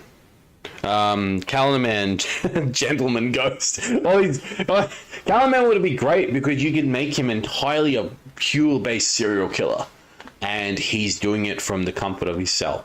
I mean, with Mad Hatter, that's another one. Yep, Mad Hatter. But with Freeze, as I was going back to before, everyone goes, how are you going to do the Freeze guy and make it seem more realistic, which is what that kind of world is. It's more grounded. And the way I see it, the way I see how they could incorporate Mr. Freeze into this, it's just fucking cryogenics. Yeah. That's all it is. He just kidnaps people and freezes them. Yeah. But... Stuffs them and freezes. But he's also kind of, you know... what's I want to say there? If Joker does get out of prison in part 2, how likely do you think he appears in the second season of The Penguin? I don't think they're going to do second season of The Penguin. Matt Reeves said he was not going to do anything like that. I thought I heard there was a rumor. Great White. Look at fuck. If you want a good villain, you could do that would be a real twist around. Do Black Mask. Sionis would be great. I'd love to see a Roman Sionis, or even Firefly would be great, causing goddamn chaos. Just get freaking get goddamn Brendan Fraser to come back and do Firefly. He was supposed to be Firefly in the Batgirl movie, but he never did it. I would love him to be Firefly. He could be great, causing fires all over the city, absolute chaos. See, this is why I mean, okay. Ra's al Ghul, League of Assassins. You could do the. You could do Rage again. It's not fucking Ra's. It's Raish. Oh, I thought it's Raish al Ghul. Ah, goddamn Batman Begins. Yeah, this is the Americans. They yeah. Call it Raish. It's shit. But I still. Here's my question for you. Do you go for the merger or do you go against the merger of Patterson joining the DCU? I'm against it. Why? Because I think a grounded, realistic, Elseworld Batman would just not fit with the DCU that James Gunn is building. Why? Because I just feel that his version of Batman would literally have more villains to deal with. I mean, for goodness sake, look how many villains that Superman had to deal with in his third year. He had to deal with Lex. He had to deal with LexCorp. He had to deal with what's his name? Goddamn. What's that? See, this is my thing though. Yeah. And this is why I think it will work if they did do the merger. Mm-hmm. Because you want those two worlds separate. Unlike what fucking Snyder did where it was across the river. Another thing is, Will said this, Mr. Freeze would make sense for the Winter City. Exactly. That's true. He could be doing it. We don't know. But, that's one thing I fucking hate in Batman v Gotham looks literally, across the bay. It's from where I live. It's like Wellington Point to I could literally swim over to Gotham. It didn't look like a large river. It was like just a small little river. And the tones weren't that different. No, it was and the that's same. why I love that if they did do the merger, it would still tie in. Because it's two separate worlds. I'm starting to see it now. It makes sense that Gotham is this dark, grounded place. No, and I'm actually, and Superman, I take it back. Metropolis is this fucking light, and that's what it is in the comics. I didn't think of that. I'm going to take it back what I said. I kind of do believe it because look at the cities compared to the Batman. Gotham is hell. Do you remember in the trailer as well? It showed something about the city. Yes, flooding. it did. It did. I remember. And that's when this whole merger theory started to kick off. Well, rumors started to kick off. James Gunn said it's not going to happen, but again, he could be stalling and saying it is going to happen because what's happening with fucking the Brave and the Bold? Nothing. Brave and the Bold. Nothing. We've heard nothing. We've heard nothing to do with that. All we know is that the director, and it's going to involve... The only thing DCU-wise with Batman is that we've seen is a silhouette. Is a silhouette in Creature Commandos. Well said. I'd rather see an older Batman Robin in the DCU than Reeves' young Batman. See, I have to disagree. We've had an older Batman. We've had it with Ben Affleck. It depends on how old you're talking. If we're talking about a Batman, I want a Batman that's not older or younger. I want a Batman in his prime. I want a Batman that has basically been and existing. So, middle age. Middle age. And honestly, you could do that with Reeves. You could do that with Patterson. You could do the 3 movies and then he officially goes and he's more established. And you know what, though? This brings me to another thing, too, is that... What's the whole thing about different worlds? In DC, Infinite Worlds, they're the same. They're the same person. what's to say that Pattinson isn't going to be the DCU Batman? The worlds are going to be almost the same, but different storylines. And different suit. And different age. You could do that. Well, it doesn't have to be different age, but like you can age up Pattinson. You could. Wills has said this, just in the chat there. Which Robin, though? The first one, I guess. The one in the movie, it's Damian Wayne. It's Damian Wayne. They have said multiple times that he's going to be Damian Wayne. It's going to be Batman's son, which makes sense. It would actually, it would work really well. Oh, look, I would love to see. Which could then bring back into your thing about bringing Rage into the Batman universe too. Yeah, because they do the merger. Yeah. But look, we have to wait and see. We don't know yet. Everything is still. I mean, for goodness sake, it hasn't been done too many times though. He's only been done in live action twice. That's it. He hasn't been done anywhere else in live action. He's only been done with Chris O'Donnell. 60s? The 60s, 3 times. Sorry, the 60s. Chris O'Donnell was Dick Grayson. Remember? Yes. And then third time was Brendan Thorles in the Titan series. Yeah, that's true. It's live action, both TV and film. But film-wise, only twice. No, yeah, sorry, because I did the 60s Batman movie. I forget about that. I did it twice. Yeah. And honestly, I've got a bit of a soft spot for Chris O'Donnell because I actually love his first suit in Batman Forever over the one in Batman and Robin because I love that look at the classic suit. But it's like almond, looks really cool, especially alongside Val Kilmer's suit, the Sonar suit. Batman and Robin's when I've realised I was straight. I see what you did there, especially the goddamn close-up ass and dick shots and that. And that part, I'm like, I don't want to be. I don't like men. No. I prefer when it was Batgirl's turn. Yeah. That's when I was like, oh, yeah. Goddamn. I felt so bad for Alicia Silverstone in the movie. She got a lot of shit talk to her because she had gained weight for the film and that, and they really dogged on her for that. Gained weight? Yeah, that's what was said. She gained muscle. Yeah, but they think she gained weight. It's Andy Muschietti. See, so which road do I have for? Yeah. See, I want one. Andy Muschietti is the director for The Brave and the Bold. See, I would want Tim from Onwards so we can get Red Hood. I'm interested to see. Yeah, too early. I'm interested to see who has the balls to make a Batman film while Reeves' trilogy is being made. Oh shit! Yo, Andy Muschietti is the director. He's not going to do it. He's not going to do it. No. Like I can tell you now, we're going to be scrutinizing Muschietti's version unless it's fucking phenomenal. The Flash is not a good... No, yeah, but because you have one bad movie doesn't mean that you're a shit director. He's great had with many fucking good things. He's had some great movies, especially the It series. That was phenomenal. Didn't he do work on... The issue, though, is that because the person that did write for The Flash is also the one apparently writing this movie for the Batman movie. Yeah, that's another issue. That's worrying. That's what's worrying. That's why I'm wondering why we haven't heard anything more about it. And there is a possibility that they'll do the merger instead because of how good the writing is. And made a good point. I want Child Robins because the crap those kids go through. They go for a lot of shit.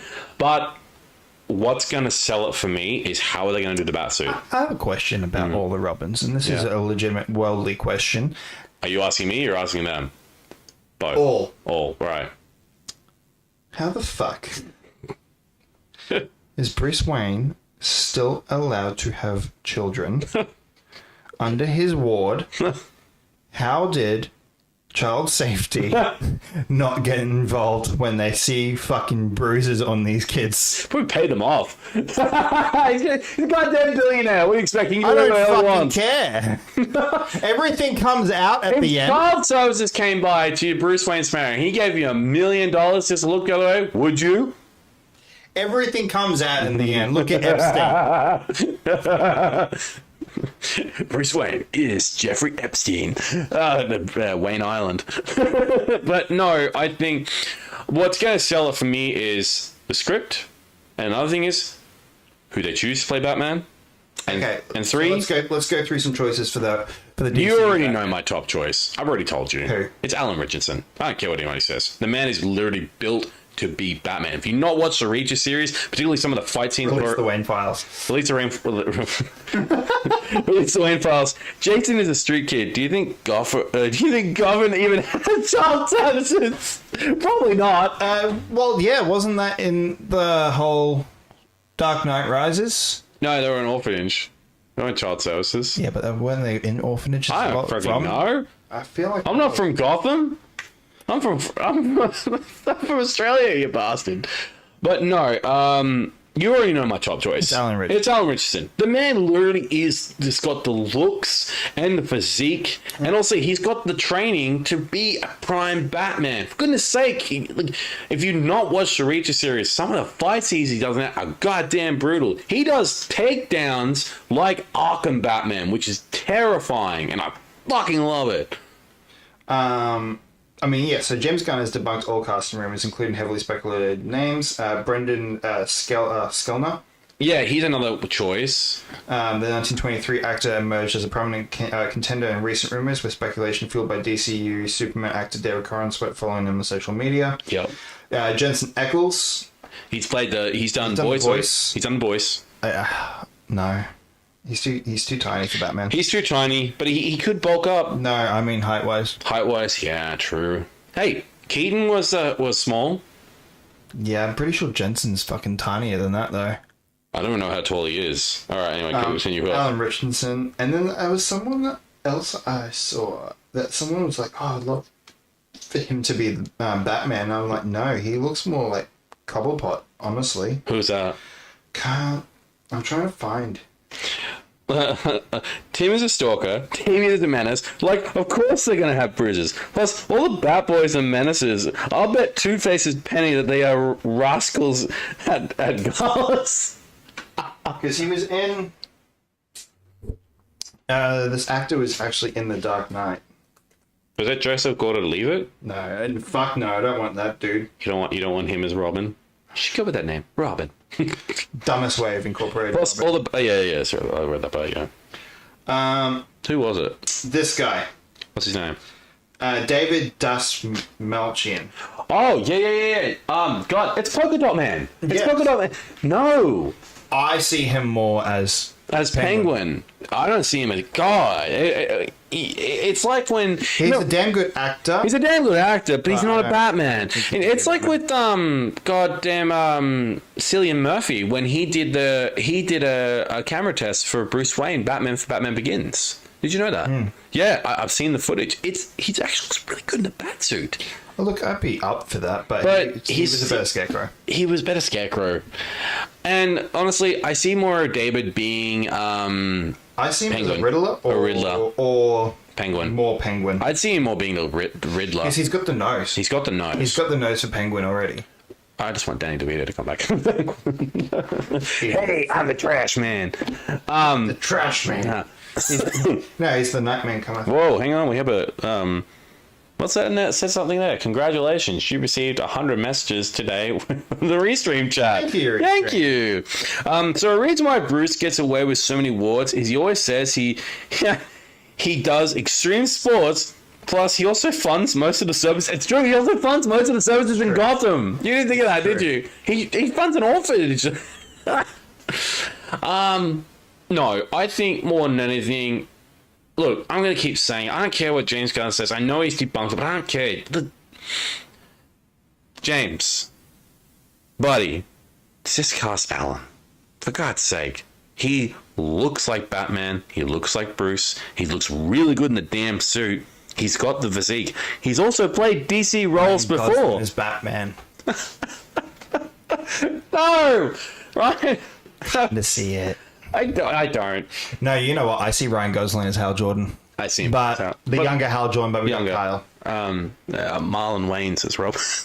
He was. Remember they had. See you, Rob.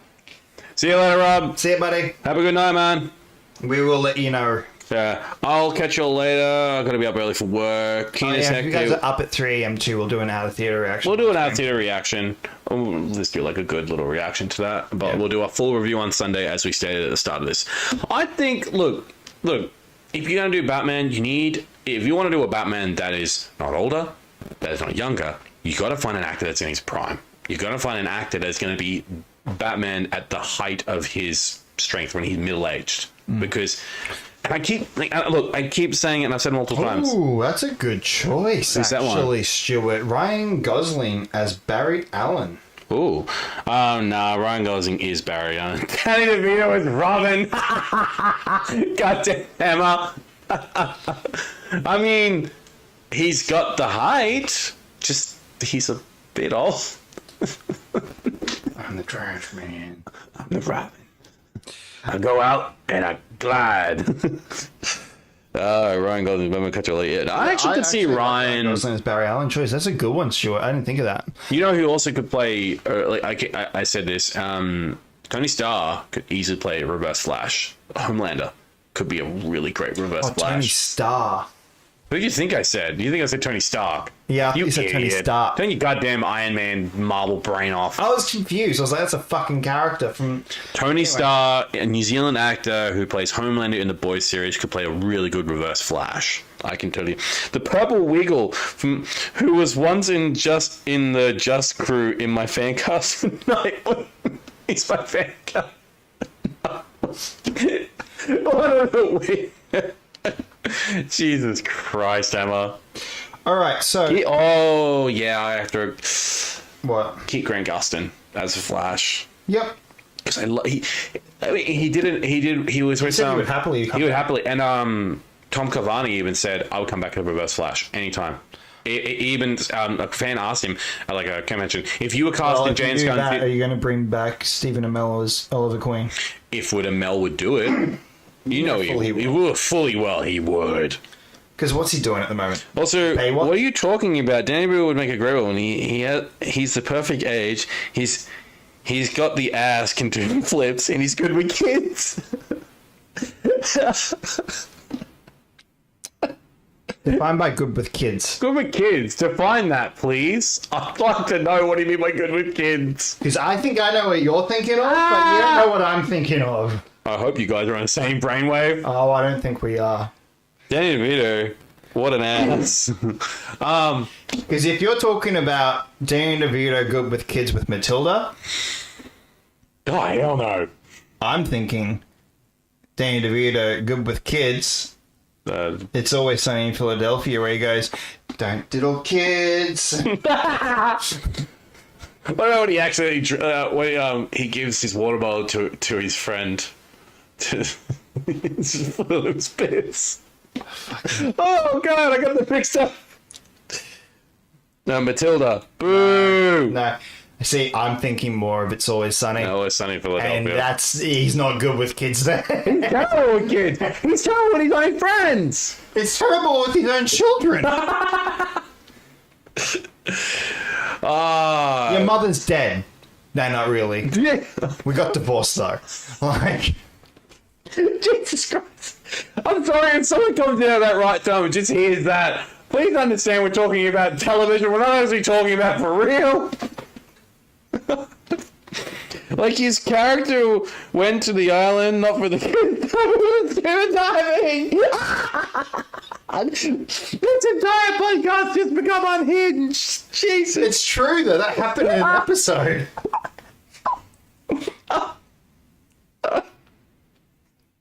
What plane of existence have we walked into? It's Always Sunny in Philadelphia.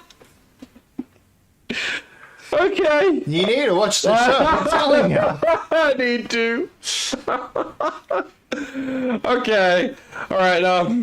I see, Matt, you have pulled out some TV and film quiz cards. You want to quiz me on some shit, don't you? Yeah, we can do that. Actually, while we're on the topic there beforehand, I do want to know, what would your outfit be like for Batman?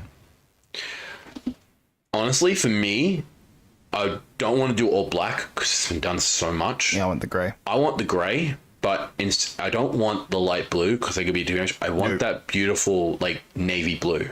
Oh, well, yeah. I'd love that. Well, that. that's essentially what that was back in the day. It was essentially a light and blue because that was as close as they could get to a navy back then. I want the trunks. But I want the trunks. I want the trunks. And I really love the bat symbol, but I want the Hush one, that beautiful big black bat. But also, someone made a good point because I really watched a great video about it. You could take the yellow lining from the Rebo suit and just put it around that. That's the one I sent you? Yes. You do that beautiful yellow lining around the suit. Classic animated show look for me. See, I don't think that would work Some aspects from the If animated, I'm animated, are you talking about the animated series look? or the new Batman Adventures with the black and the grey suit. Or the Brave and the Bold? Brave and the Bold. That's true. Let's go beyond. 90s animated show suit in live action. Ooh, the 90s one, the animated series with Kevin Conroy's Batman. See, I could see it in live action, but also I would want. I take elements from it. I'd take elements from it. I wouldn't take the whole thing. I'd take the cape because it was a gorgeous cape. The white Like eyes. make it the navy still? I would make it the navy because I love that navy Or blue. black and navy lining. That's another one. Or yeah, you could have the black Black cape on the outside. and blue, navy blue on the inside. You could have the black cowl with the black cape, but the navy blue on the inside. Great bodysuit. The bat emblem, but it's a lovely yellow, golden yellow around it to make it stand out. Belt big wise, question. the belt wise. The big question. What? White eyes or no white eyes? I want white eyes. The whole time? Not the whole time. If he's I want detective mode. I want detective mode. He'd switch That's when it will work. switch it on, and the lights beam up like it did in The Dark Knight, where you had that sonar vision, kind of like that. Kinda like but that. they have to be the shape. They can't be big, giant, big, bulking eyes like a bug. Has to be glowing, and they have to look menacing. They have to look intimidating. Yep. And I would love that. I agree. Justice League Unlimited in live action would also be good. Oh, I like the Justice League suit, but I don't like the ears with the Justice League animated How suit. tall of the ears do you want?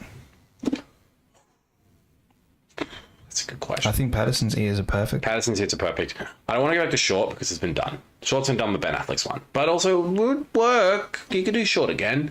But I want tall. I want like medium size like Medium. Patterson's. I don't want too big. I don't want too big. I don't want As that I don't video, want that, I as don't that want video that I showed you, like, we don't want don't big go ears. Arkham Knight. Don't I don't go know what Arkham the Knight. fuck they were thinking with those ears. With is that for his like the liquid It's no, just the ears. They were way too fucking big. Yeah, I'd want Patterson's length. I don't want ridiculous. I don't want Shadow of the Bat where the beers are like ginormous, Yeah. like absolute Batman's one. I don't want that length. I want it Patterson's length. You add the grey, you add the black bat emblem with the yellow lining around it. You can make it a nice gold, a very subtle gold to kind of make it stand out. Great bodysuit. You want the trunks. I think it will stand out though if you have the yellow outline. Yeah, it's going to stand out more. It's going to stand out more. even with the black and Even with the black, yeah. I want that'd be black trunks. I want black trunks. Nah, I want the navy. You want navy blue trunks. True, that could work. That way it'll Contrast It'll with the- blend. It will blend with the lining of the cape. The lining of the cape can be a navy blue, black cape on the outside. The cowl is going to be black, of course. It works. I want the glowing white eyes only when it's in detective mode. Most of the time he's got it turned off, but he can go into a crime scene. Just turns it on in the cowl. What about the belt? His utility belt. Do you want like? I want 60s. I would love 60. I think I really want like a nice like a gold like kind of like big gold belt. Nah, But not gold, We got but the like gold- has to we look got the like gold with leather. Affleck. I would love actually, you know what?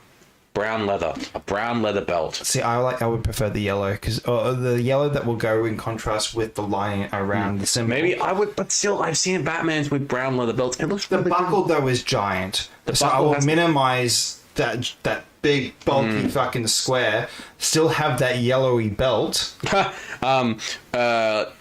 said, I changed my mind. Absolute Batman 100%. The goddamn massive spikes on his shoulders. By the way, if you actually have read The Absolute Batman, that's not actually his first suit. He went through 3 suits in that. He went for like a vampire-looking suit. He's still going through suits. The series isn't finished. Yeah, no. So when the first comic, he goes through 3 suits. He has this vampire-looking suit. The next suit he has, it's just a normal suit, but it's not intimidating. The next one he has is when he bulks up. He works out, bulks himself up. I love how the top part, like the shoulders, and it's like an exosuit, like for his spine to protect him, and the cowl like is got like spikes on the side. He's like, it looks really cool, but I don't think it would work in live action. You could take aspects for it, like maybe. Oh, there's another thing we need to talk about. How do you want him to sound? Do you want him to sound like? I don't want him to sound like he's had 16 packets of cigarettes a day. I think I might have had this fixed up. So, I don't want that. I'm sorry. I don't want that big belt. I want. no, I'm not saying. Let's see if this works. Oh yeah. There we go. It's change now my mind. working. Yeah, pocket. I would like this, right? I would like that. We fix up the buckle, but the yellow overall. Look how it looks, because we've got the navy there. It looks good. You've got the pockets, and what I like about it is that each pocket here looks like that contains a specific thing. Yeah. That's what I want. I want that. Obviously, modernize it and not make it as plasticky looking and a big bulky buckle will fix that up. But something along those lines. I agree. I'm looking this up. So I actually see, when I think of Batman, I remember I saw this. I saw this one. Now this is something. Now this is a collectible. It's a prop replica, but I really like this, and I think you might like it. Something like this. Take that. Send that through to me. Yeah, I will. And you can pop it up on the screen. Ultimately, yeah, this is what I really want. This one right here. Is that from? I want. Is that from Hush, or is that from? What's this one? I want to have a good look at it. Give me a sec. I'm just gonna send this. I'm gonna send this to you right now. Give me a sec. All right, there we go. Sent through. Is that from Hush? Oh yeah, that I see that. I really see that. That's what I want. All right. Check out what. Overall, that is what I want. That is exactly what I would love to see. I would love to see that. Yeah. Oh, also throw a curveball in Batman Beyond live action with Terry as Tim Chalamet and Bruce is Sly Stallone as like an older Bruce. Nah, I'd bring back Michael Keaton for that. Which I've already done that. He's going through a phase. Change my mind. You know, Emma said his pocket. And I know that I can't make you stay. Pockets. It's the age old. Does it have pockets? So I just sent you. I just sent Matt a photo of what I would love with the utility belt. I also, you didn't answer the question of how would you want him to sound. Do you want him to sound like? I said I don't want him to sound like he's had kind of like with Patterson. packets. He talks. You know, I just talk like this. Yeah. Or would you want him to? What about the voice modulator? Would you have the voice modulator? No. You didn't like the voice manipulation, did you? No. In that video that we watched too. Which one? He sent the one I sent you. Yeah. He also talks about how Affleck just sounded too robotic. Yeah, he sounded way too robotic. Which I agree. You will. I prefer what Patterson is doing. Where he just talks like this. And he talks softly. Look, you remember Christian? You guys are gonna hate me. Everyone's gonna hate me, but Nolan's trilogy, good movies, horrible Batman. Good Bruce, horrible Batman. See, there's only one. See, the only time I like him as Batman is more in Batman Begins, because I love him in that film because he's so different compared to, you know, the other films. I also hate. Look, I think I don't know if I've said this on the podcast before, and if I have, I do apologize. But I want to say this: I don't like the Dark Knight suit, I don't like those suits. I like the Batman Begins suit more. I think it's more Batman. I love the big bat emblem on his chest. I like how he acts more like a gargoyle. He literally I love his takedowns. He's just moving and just like flying through the damn freaking roof and scooping up criminals and taking them up into the darkness and beat them up. That's cool. I love that. You didn't see that in any of the other trilogy. You didn't see it in the other two movies. You barely saw it. He just showed. I just didn't like some of the fighting styles. I know it's realistic, but it just looks slow. When I think of Batman fighting, I think of that warehouse fight with Ben Affleck's Batman. Except he kills. You could take aspects of that. You could take that warehouse fight, put a new Batman in who doesn't kill, and just beats the everlasting crap out of them. Yes. You could totally do that. Let's see what else people saying. I'm just going to read these right now. All right, here we go. So whoever plays Batman... This is the belt that you wanted, right? Yeah, so this is the one that I looked at. Now, this is just a prop replica, but I think it's gorgeous. I think something like that could work for a DCU Batman, but you could upscale it and make it a bit more modern. Take away the buckles and like the old school satchel. No, I'm not saying the buckles. I'm saying the little satchels with the pop ribbons. You could actually take it like only Batman can open them. Kind of like with the animated series where Lex tries to. So it's essentially he will have fingerprint sensors in the. Yeah, which I think is a great idea. It gives it much more of a modern look. Yeah. That would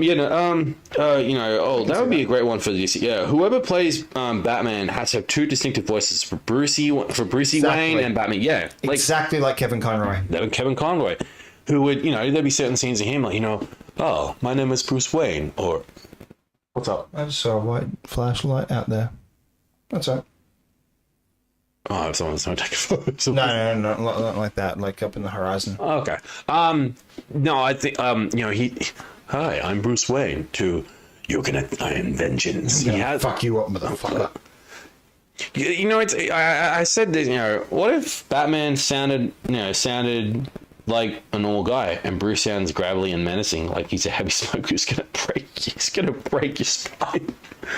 Batman just breaks in. All right, criminals, get on the ground. That sounds like Adam West. No, Adam West will come up with a pun. He would. Criminals are a superstitious lot. Look. Just resurrect Adam West. He can go back as Batman. Yes. Yeah, I would 100% be. I know you would. You'd be like, he'd just show up and say, right, I'm here to be Robin. In my honest opinion, other than Patterson, Adam West has been the best Batman interpretation. I agree. But then again, I'm a sucker for Keaton. I am a sucker for Keaton. The fact you got Keaton to come back at 75 years old to be Batman. Before Patterson, every adaptation of Batman has been, my parents were killed. I'm just depressed. Adam West, even though technically it's the same thing now with Patterson, but Patterson has got that detective side to him. I like a slightly less saturated in colors because it needs to blend with the shadow. See, you could actually have that navy blue. Well, yeah, that's what the whole point of the navy blue is. The navy blue, it blends in with the night. Dives in with and the grey helps as well because here's the thing, when it comes to Batman wants to be seen. But also, he can choose to disappear and reappear, regardless of the suit. For goodness sake, Ben Affleck's Batman wore a grey and black suit. Also Gotham. Also, it's Gotham. Most of the time, it's bad weather. It's raining. It's terrible weather. I mean, for goodness sake, how many rain scenes are in the Batman? There's barely any lights. And even then, the street lights are fucking orange glowing, like similar ones here.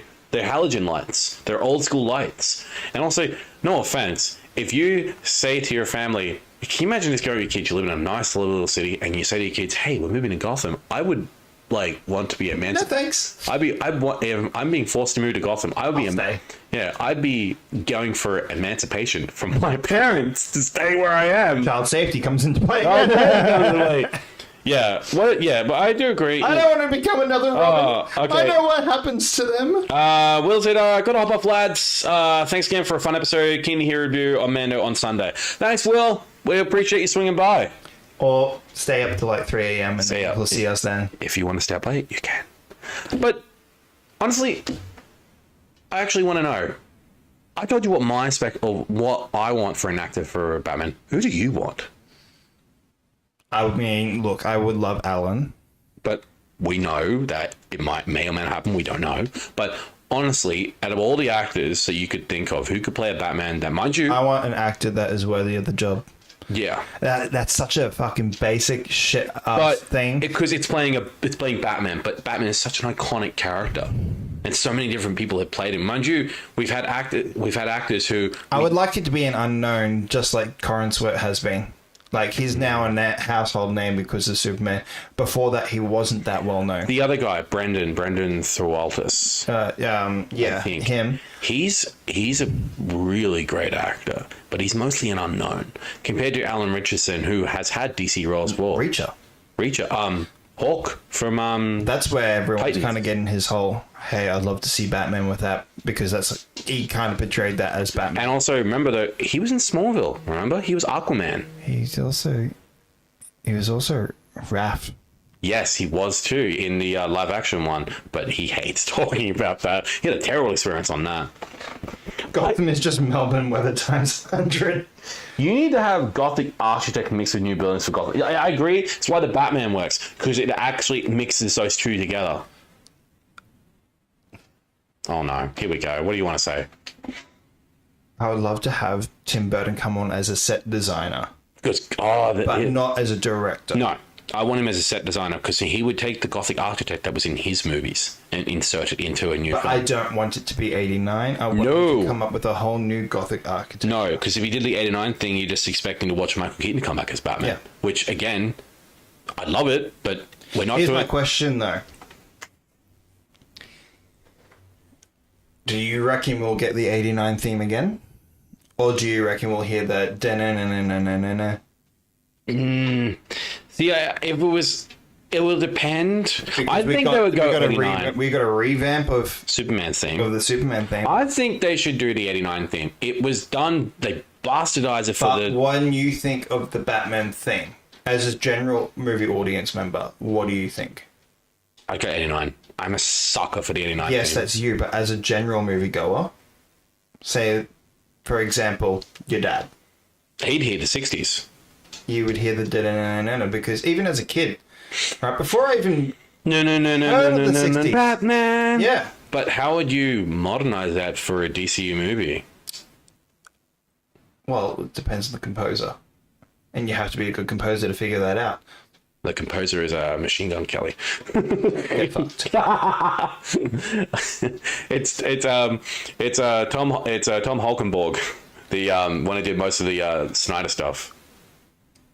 No. No. Would you want I wouldn't mind Giacchino. Giacchino or Michael Giacchino from the Batman? His theme for the Batman was iconic, so good. Dun, dun, dun, dun, dun. But that's only because they used Nirvana. Yes. So essentially, Nirvana is the composer of that thing. Oh, we have to.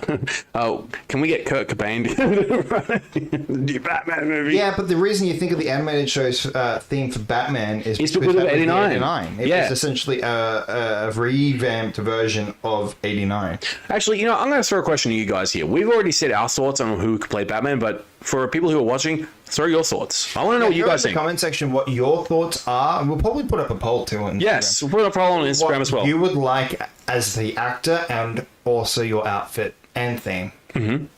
So, yeah, throw in your thoughts. We'd like to hear what you said because we're going to do some film and TV quizzes now because I know that Matt wants to try and quiz me on my movie I want to knowledge. try something new. Toss it up. Shut up, that dog. Let me not see the answers from that. Like, kind of tilt your bloody chair to the side so I can't see what That I'm was reading. fucking easy. All right. You pulled these ones out. They might not be easy to me. All right, so what do you got for me? This one's easy for you. I would fucking be confused. Which actor has starred both as the Doctor in Doctor Who and as Malcolm Tucker in The Thick of It? Oh, Peter Capaldi, easily. That was easy. Yep. The FBI special agents Mulder and Scully appear in which American TV series? X-Files. What breed of dog is Scooby-Doo? Oh, God. Oh, that stumped me. Shit. Guys, what breed of dog is Scooby-Doo? I'm sorry, are you using a lifeline right now? This Yes, is I who am. wants to be a millionaire. Yes, I would like to use the lifeline, Eddie. Well, as Eddie, get fucked. We're not in his football club. Oh, God, isn't he, Oh, God. Is he a staffy? No. What is he then? Scooby-Doo is a Great Dane. Oh, Great Dane, the ears and the height, damn it. All right, what we got next? The Man in the High Castle, The Marvelous Mrs. Maisel, and The Grand Tour are television programs distributed by which company? BBC. Now TV, Netflix, Sky, or Amazon? Isn't it Amazon? It's Amazon. Yes. Correct. All right. In Futurama, what is the surname of the main protagonist? Fry? Yep. Oh, shit, I was going to go all of... All right. Who plays Basil Fawlty in the TV sitcom Fawlty Towers? Oh, John Cleese. The TV series Blackadder goes forth and is set during which conflict? War of the Roses, No. Second World War, English Civil War, or First World War? Is it the First World War? Yeah. Yes, it is. God damn. All right. Well, actually, this is the one. A Great Dane. Okay, if an older Batman, I would go with Adrian Brody. A prior Batman, I think Adam Driver would go. Oh, okay. Something went wrong. Try again in a few seconds. Fuck you, Google. Fuck you, Google. You know, like dumbass. Amazon. All right, what do you got next? I wouldn't go Adam Driver. You wouldn't go Adam Driver. What about Adrian Brody? That's an older Batman. Possibly. He could play good. He could play good. Adam Driver, though, I don't know. I don't see him as a Batman. I see more as Nightwing. Because of the long hair. The long hair and that. See, he could suit Nightwing. I'm sorry. When I think of his I watched like a monologue he did on SNL. You know those TikToks where those people do all pranks together? Can we kill those people? I honestly could see Adam Driver as a villain. Yeah. Who'd you play though? I think Scarecrow. No, he could play great as Scarecrow. He could play great Scarecrow. Yeah. You got any more of those? Oh yeah, we got a whole box. Oh God. Or let's do this. What are you gonna do? Because we are going to be probably wrapping up in a little while, but we just want to do a couple of fun things just with everybody on the live because we think it's fun. This is a cool thing to try out. We want to kind of test the waters and see what we can do. So what do you got for us on there? Give me a minute while I set it all up. I think, look, honestly, if I think Adam Driver could work as a villain. And definitely Scarecrow. I could see him definitely being, if you're going to do really twisted, he could do a pretty creepy looking Mad Hatter as well. But I would want someone that's a little bit shorter. That's true. He could also do. Going back before with David. With David. Current Sweat. What's his name? The one that we mentioned before that someone mentioned that he would be a pretty good Batman.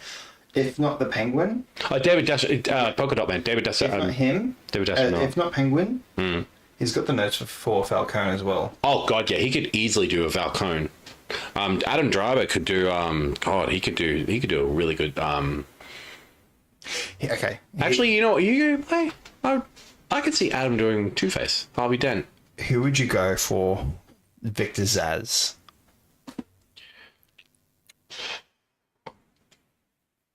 Yeah, I do. Just seeing this. Yeah. Have we talked about Tom Kane pass? Oh man. That's right. Yeah, we'll get to that. We'll get to that. Oh yeah, we'll get to that. Yeah, and Scarecrow will be a good fit for Adam. I agree. Who would play Victor Zsasz? My God, I'm trying to think of who could play Victor Zsasz.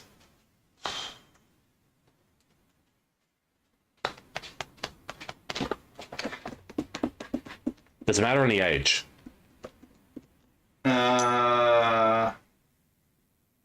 You want them roughly around the same age as Batman. One of Skarsgård's, the one that played Pennywise. See, I want him to be Joker. So not Bill Skarsgård. I want to. What about his other brothers? Okay, if I go older, I'm gonna choose Michael Rooker. Michael Rooker. That's actually, I can see it. I can 100% see it. He's got that psychopath nature to be Victor Zsasz. If you want cold and calculated, I'll throw a curveball. John Malkovich. He could play that look. He's played psychos before. Someone also thought he would be a good Batman. Oh, wait, no. Sorry, that's John Hamm. Sorry. John Hamm. Oh, shit. I forgot about John Hamm. Yeah, there was a while there that a lot of people wanted him cast as Batman. That's a good one. Emma throwed another curveball for Adam. Deadshot. That's a good choice. That's a good choice. Not Will Smith. I don't know how to pronounce him. What's his name? Huh? What's his name? Diajamin Hun's son. He was in, oh, sorry if I butchered that name. I'm so sorry. He was in Guardians of the Galaxy. I want him as Lucius Fox. Oh, he'd be great as Lucius. I mean, do you think you want to follow talent? I mean, like Morgan Freeman's Lucius Fox is iconic. I love him. I reckon he would be great. He'd be great as Lucius Fox. If anyone's wondering, we're talking about him. We're talking about this. So he's been in a lot of projects. He's been in Guardians of the Galaxy. He was in Volume 1. He also was in he's been in a lot of projects. So I want him as Lucius Fox. Michael Rooker, obviously, for an older Victor Zsasz. Oh, someone Stuart read this. I thought people wanted Ham as Hal Jordan. John Hamm as Hal Jordan. Yeah, but also people would like him as Batman because apparently wasn't he cast as Batman originally? No, it was Arnie Hammer who was right, cast. Arnie Hammer. See, I wouldn't cast Arnie Hammer now because his career is just done. Yeah, it fucking is. I mean, he literally was selling like timeshares in the Bahamas or some shit. He's divorced from his wife too. What about? This is another one. I just thought of one. And this would be interesting. I actually would like to see it. Why don't you get Henry Cavill to play Batman? No. You wouldn't let him. You wouldn't give him a chance. He's got the look to be Bruce. The reason why It's because he was Superman. Yeah, you don't want that fucking conflict. I mean, yeah, you could say, oh, but you've got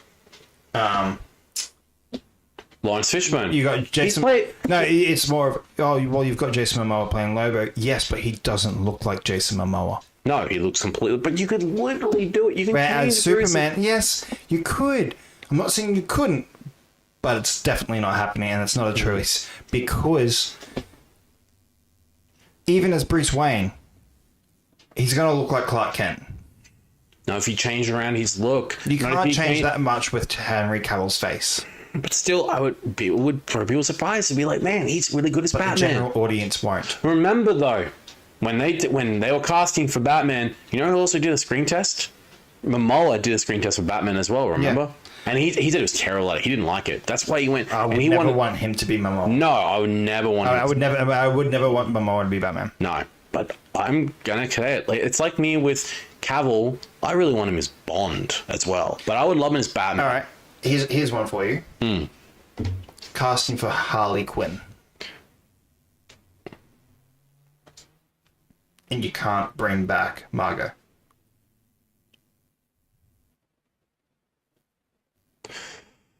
It could be really good. You want to hear mine? You're gonna say Penny, aren't you? I mean, I would love that That'd be great. because the show's fantastic. She's, I know. But Anya Taylor-Joy, Oh God, yeah, voice of Peach from Mario franchise. She'd be fantastic. yeah, She'd be absolutely fantastic. I don't know. She's an Australian actress. She's in the I said not Margot. She's in the show. not. She's another Cavill is Hush. Possibly, but for the for the DCU, yeah. Oh, maybe not. If we do the merger, in a way where it's like the Elseworlds, but also Robert Pattinson is playing the DCU version as well, then it's going to be Sebastian Stan if he's playing Hush as well. Yeah, that would be true. Give me a sec. Florence Pugh. Florence, that's another one. Florence Pugh. Yelena from she's. I think though her contract's pretty tied up. Yeah. Even though we've got Sebastian Stan, he's on the outer. He's not in much. Whereas Elena is very much a character right now. I got two actors that could play it. One's Australian, the other one's American. Samara Weaving from the Get Out franchise, and Catherine Newton from that as well. Catherine Newton, you might know. She is literally this girl right here. Know her face very well. Oh yeah, I know her. She could easily play a really good Harley if you gave her the right style. But Samara could easily play Harley as well. I can see that. But I see more Catherine. More of a younger face. If you want me to be classic, freaking hell, just let Tara Strong come in and do the whole thing. She did play a version of freaking Harley Quinn. Remember the Suicide Squad, the Arrowverse? That was Tara Strong. I'm so disappointed that series didn't go ahead. I know, because they decided to do that shitty 2016 movie. And look, here's the thing: if you're gonna do Harley, I would look. If Margot comes back, great. But those are my suggestions for Harley. I'm curious about what other people are saying in there. Yeah, well, Check about the chat there. Sabrina Carpenter. Actually, you know what? That's a good choice. I didn't think of that. Sabrina Carpenter would be a pretty good Harley. She was an actress. But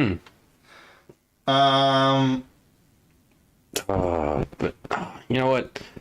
No, I kind of agree with that one. Sabrina Carpenter actually good. She was an actress. She's a really great singer. Cavill Hush. Oh, Sydney Sweeney as Ivy. As Ivy.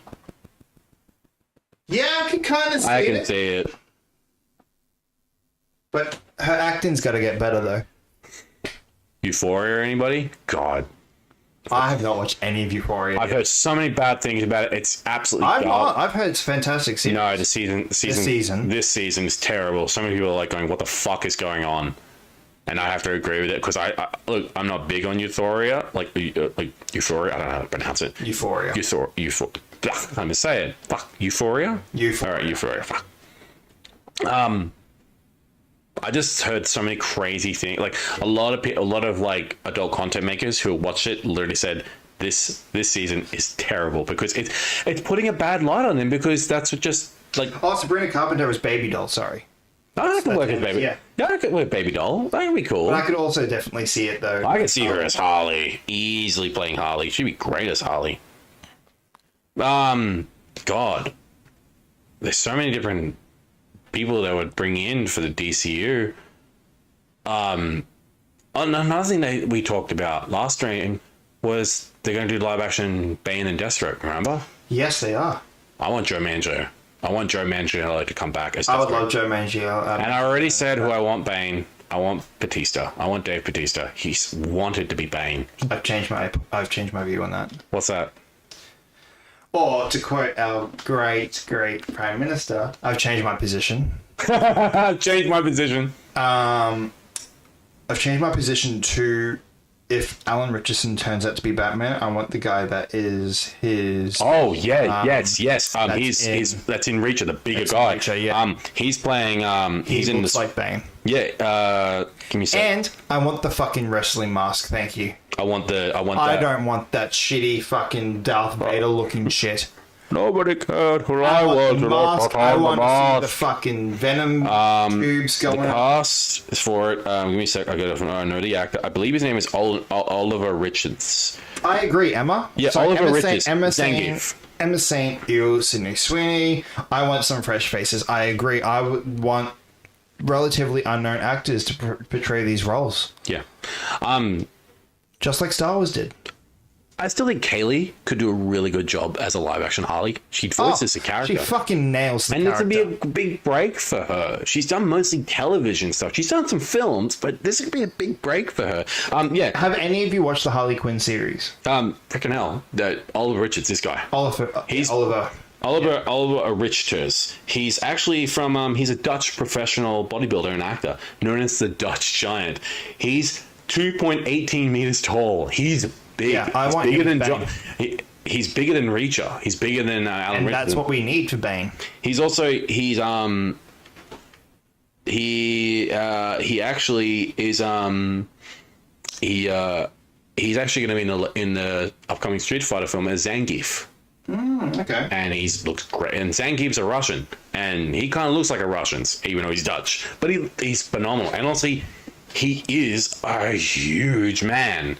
And just like with when we went to go watch Mortal Kombat 2, the actor I haven't seen it yet. All right, so the actor that betrayed Shao Kahn, that's a real actor. His name's Martin Ford. That's his real voice in that too. Yeah, he is phenomenal in that film, and I really loved him as Shao Kahn. You can get either Oliver or you can get Martin Ford as Bane, because Martin Ford is a big man. I don't know if have you seen what Martin Ford looks like? Have you actually seen what he looks like, bro? Oh, someone giving away a 3D printer on the local page. Oh, nice.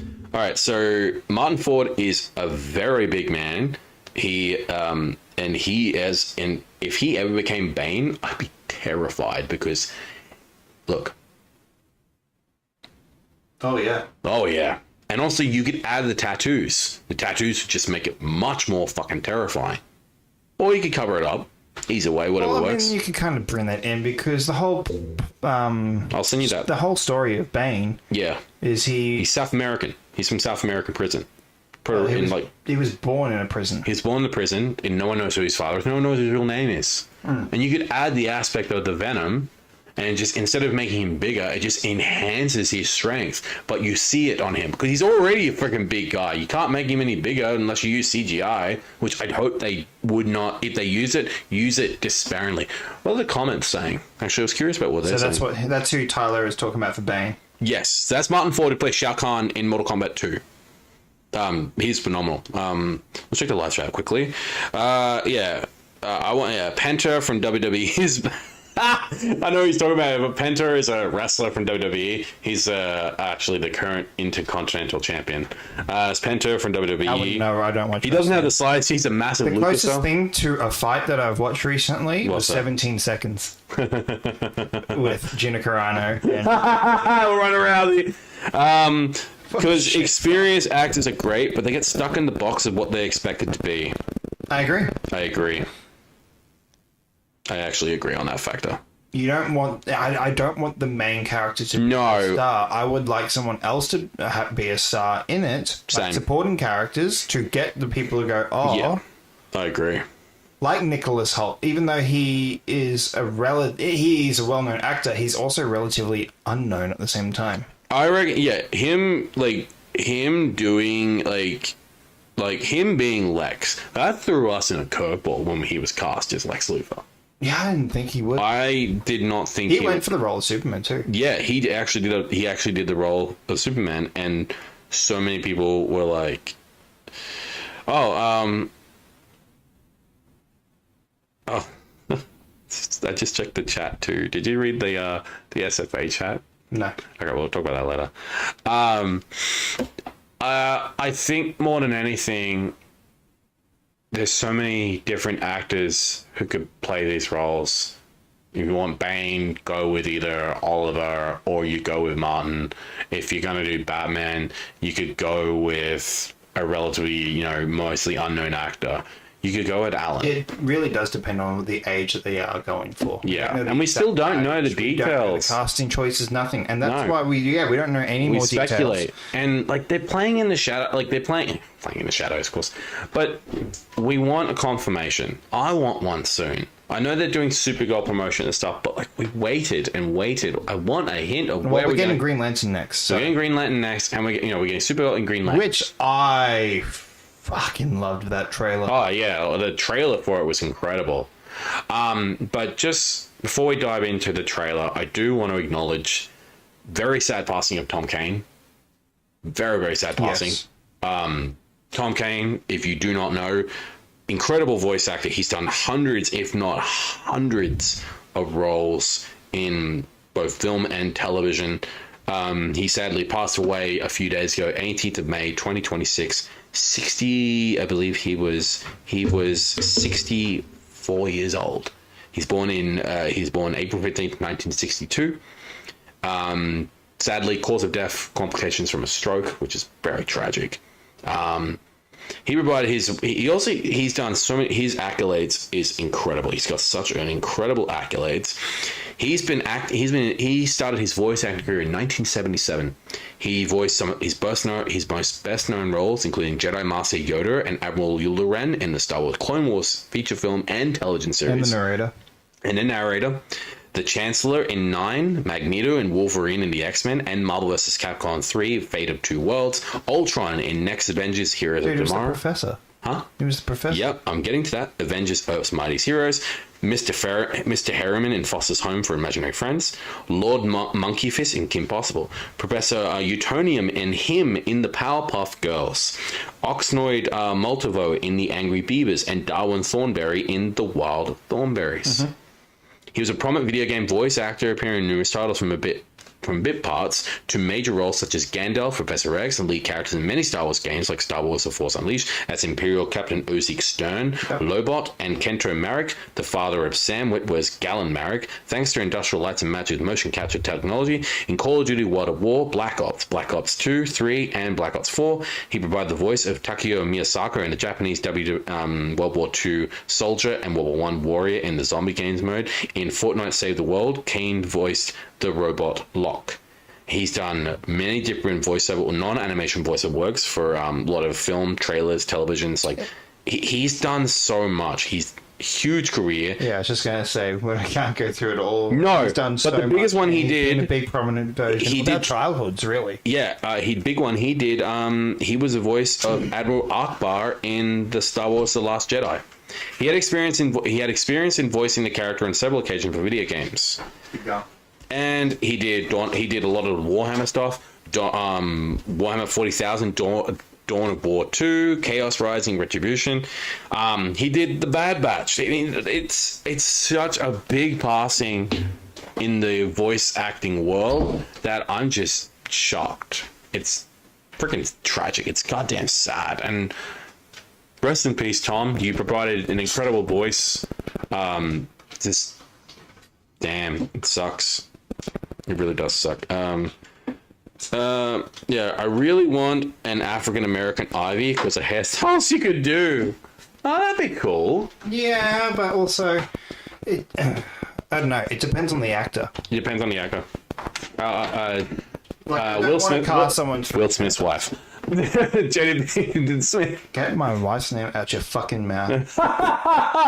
Alright, to go back to what I was going to do before. Yes, what are we going to do? I was curious. Spin the wheel of movies. Alright, so the goal is with this is that either one of us will either know this movie, and if one of us does know this movie, then we're going to talk about it and try and convince the other person that might not have seen it to watch it. Do I have to look at that screen, or do I look at your screen? I'll tell you. Okay, cool. Or if we have both seen it, then we will just kind of give our brief thoughts on it. Okay, that's fine. That's a good way to end. That's a good way to end it towards the end of the show. It's a good little segment. Alright. Okay, what do we got? Let's spin. Let's spin the wheel. What did we get? We have gotten The Human Centipede. Oh god, no, I've not seen that, and I refuse. Ugh. I think that's a disgusting movie. I can't stand it. It's not even a good movie. It's a shitty horror. It's basically just trying to ride off the success of a gore film, like with Saw. But it's just disgusting. You know, it's crazy, right? When I was still in TAFE, we were coming back. You haven't seen it? I refuse to see it. I think it's not a good film. I've seen it. Oh, really? And is it I've seen gross? it when I was 15. Is it gross? I wanted to throw up multiple times. Yep, I knew that's what and people the have fact said. that they made a sequel. They made and two. a third. Yeah, I can't believe that they did that.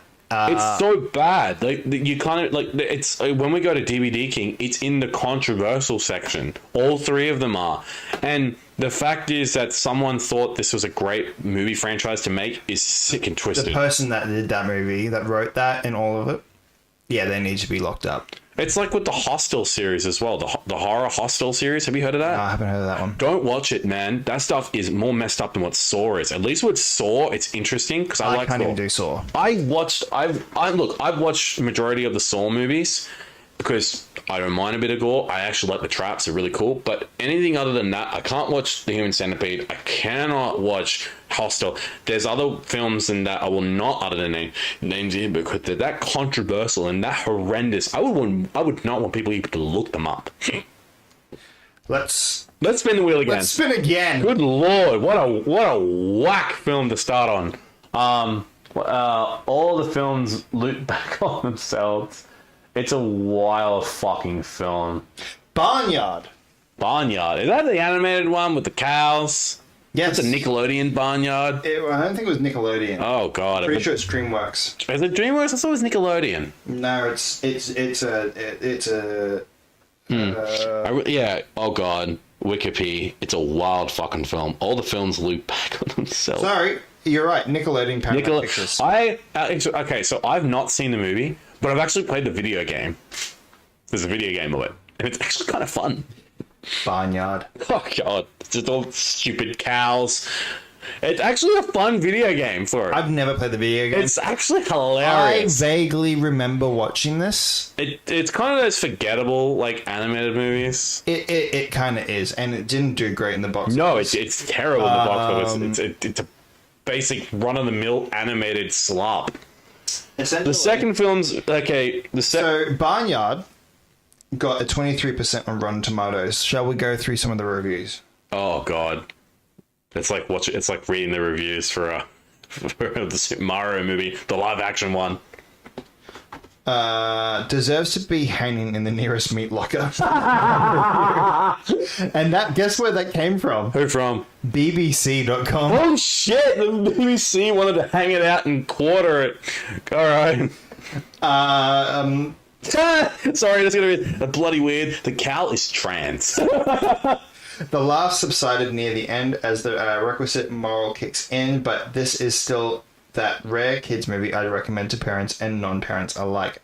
Okay, they recommend it to children, but not to That's adults. Chicago Reader. Okay, what else I got? No, they said I'd recommend to parents and non-parents alike. Not the children. And bring more up. Bloody weird. The cow is trans. He has udders. Yeah, that's the thing. The cow is male, but he has udders in the movie. From the Independent Critic, Gave it a 1.5 out of 4. The overall feeling I had leaving Barnyard was one of feeling genuinely creeped out. Dude, the animation for it is terrible. I actually saw a clip of the animation. It's unbearable. It's also terrifying because they have a lot of night scenes, and the cows, like, they kind of look, the way they did the lighting, it looks like some of the cows' eyes are like glowing, like something out of a horror. And I'm like, what am I watching? What Emma said. With Emma's trans thing, there's an actual. Yeah, there's a male cow that has udders. There is a little thing. Part of the review here from the moviereport.com gave it a 2 out of 4. That the lead character is a male cow, complete with udders, shows how confused the picture is. And okay, here's more funnier. All right, about that same cow in the game, you know what one of its attack is? It squirts milk out of its udders. Like a gun, you actually have to aim. It has an aiming reticle. You shoot it like a goddamn machine gun in some certain sections. It's hilarious. DVDtalk.com gave it a 2 out of 5. The animation is perfectly colourful and the voice actors earn their paychecks. But it's blatantly obvious that this thing started production without a screenplay and hit the screens without a plot. Emma asks, have y'all seen Paddington's Letterbox? I don't know. I've never heard of that film. Is that a controversial film? I don't think I've ever looked at what the hell is it. Is it an animated film? Like, is it about Paddington Bear, or is it something that's going to traumatize me? I feel like it's going to traumatize me. Oh, you mean the actual Letterboxd movie review place? I have not seen the reviews for the Paddington though, because I heard Paddington was great. Yeah, is that the live action Paddington? I believe so. Yeah, is that what you're talking about? I remember redubbing a Banyo clip for a Sound and Eye clip. What a trans icon! All right, so we kind of got to go through. Let's get back to let's get back to spin the wheel, because I really want to. I'm enjoying this. This is a lot of fun. We'll do one more. One more. We'll go one more, guys. All right. Spin the wheel. What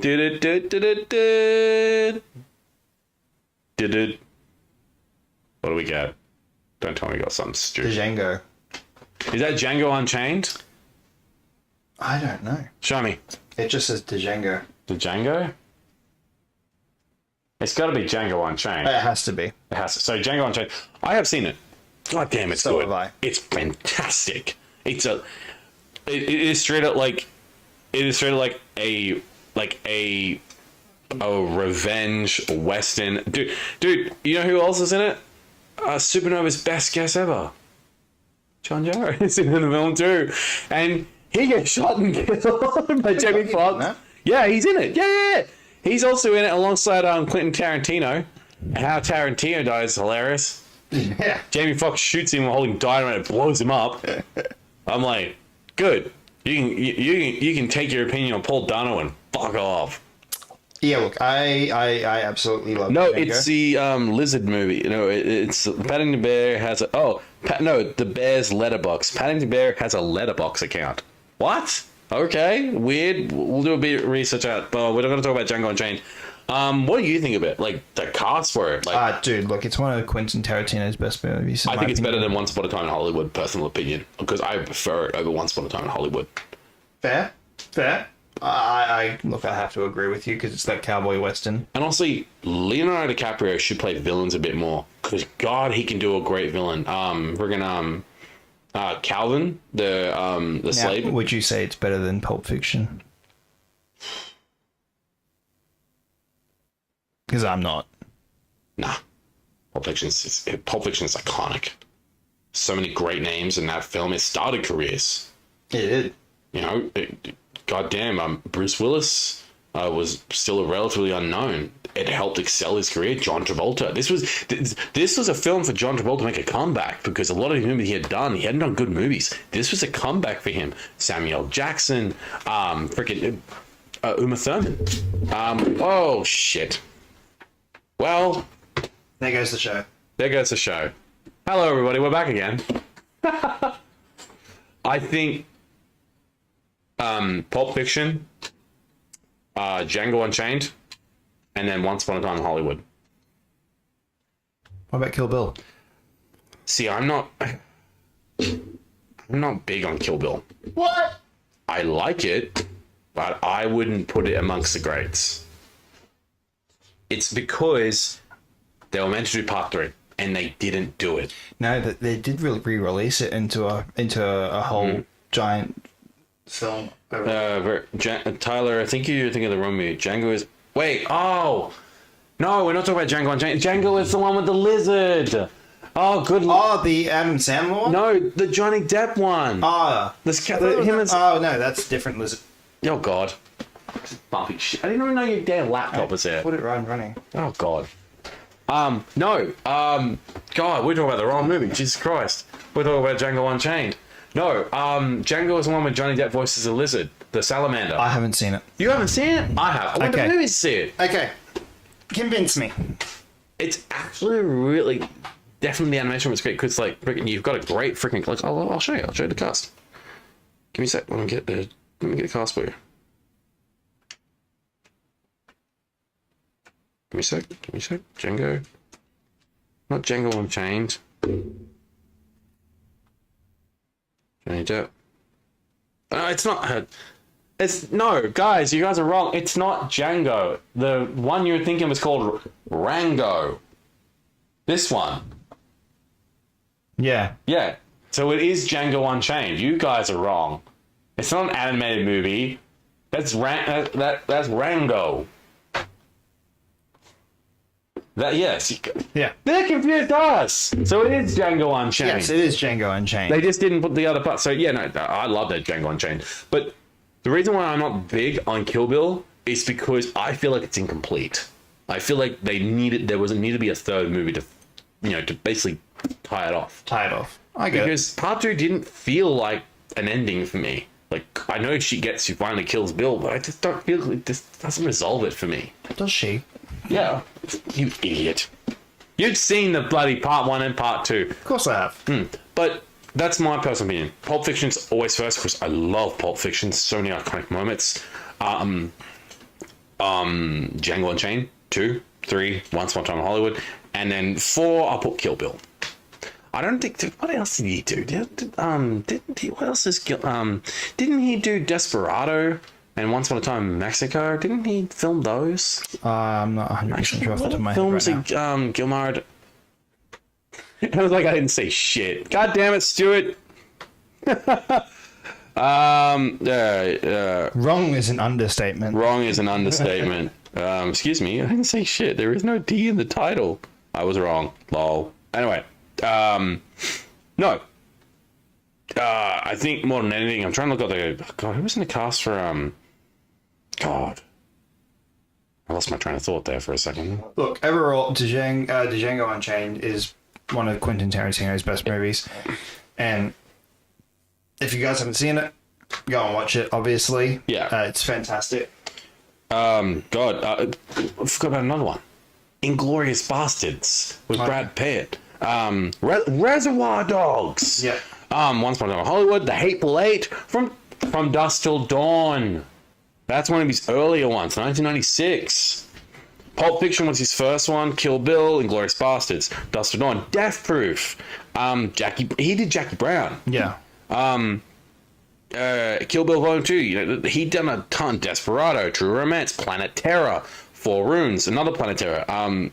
Natural Born Killers. Mm-hmm. God, he filmed Little Nicky with Adam Sandler. Oh, did he? Yep. The Movie Critic. Oh, God, he's done a lot of shit. He's done... Okay, yeah, straight up. He's done a lot. Goddamn. All right. Well, ended on a note about Quentin Tarantino. We sure did. Okay, before we go, though, final expectations for tonight with Mandalorian Grogu. What do you think is going to happen, and what do you think we're going to see? And what do you want to see? I really want to see, a good resolve to Mandalorian's story. If this is going to be the end, one, I don't want him to die. I don't want Din Djarin to die. I think he's going to die. I don't know, per se. I kind of want him to... finish what he's doing, because in the movie he's working for the New Republic. What I want to do is finish up what he's doing with the New Republic and go settle back on Navarro on his property. However, they did show a clip that there's a certain character from the anime shows that's showing up, like another bounty hunter. Zeb. Oh no, Zeb's on a bounty hunter. No, Zeb's not a bounty hunter. No, it's another character that showed up, and he's a pretty legendary one. I can't remember the name off my head right now. Yeah, I know that. Yeah, but if that be the start of the film, like he basically is being hunted again. then so be it. He has to go on the run again. But I just hope I want him to walk off into the sunset with Grogu and just go live their lives in peace. I want that. That's what I want. I don't know. I think either we're going to see the death of Grogu or we're going to see the death of Mando. And I think we're going to see more the death of Mando than we're going to see the death of Grogu. They won't kill Grogu. Actually, no, they're not going to kill Grogu because Favreau has said that he has plans for more Grogu stuff. Yeah. But he never mentioned anything about Din. Maybe we could, well, you don't know. We'll have to wait and see. He never mentioned anything about Din. He said he has more plans for Grogu, but he never said anything about Din. We'll have to wait and see. What are your thoughts? I hope that it kind of... Look, if he doesn't die, I think the thing that I want most would be a tie into Ahsoka more. Yeah. Season 2. Where he realizes that, hey, Ahsoka needs my help. Maybe I should try, Well, find the a way presence of Thrawn coming back, Yeah. I would like to see him be part of that battle. That'd be great. Because they are setting all of that stuff up to do kind of an Heir to the Empire trilogy type thing. Yes. So if he doesn't die, that's what I want the most out of. He can't die because he has protagonist powers. he's got his. So did Joel. So did. Oh! You did not go there. You did not go there. I'm not wrong. That's a soft. Oh, that's a weak point for me because if anybody doesn't know, I hate The Last of Us Part 2. But he was a strong protagonist, and what happened? We're not going to get into it because I think it's a bullshit way. Anyway, we'll find out, won't we, tonight, won't we? Hey, if that does happen, though, guess what? He's died twice now in the last year. You're wrong. I don't give a fuck. I don't believe it. Wow, I've pissed him off. He's getting ready to walk out. Ready to walk up the show. That's okay, then I'll get someone else. Emma, you want to come see the Mandalorian Grogu then? You already paid for it. You already won the fucking tickets. Yeah. But if you're walking out... I just fuck you. With that being said, we should finally wrap up. We've been live for, God, we started at 7. It is nearly 10 o'clock.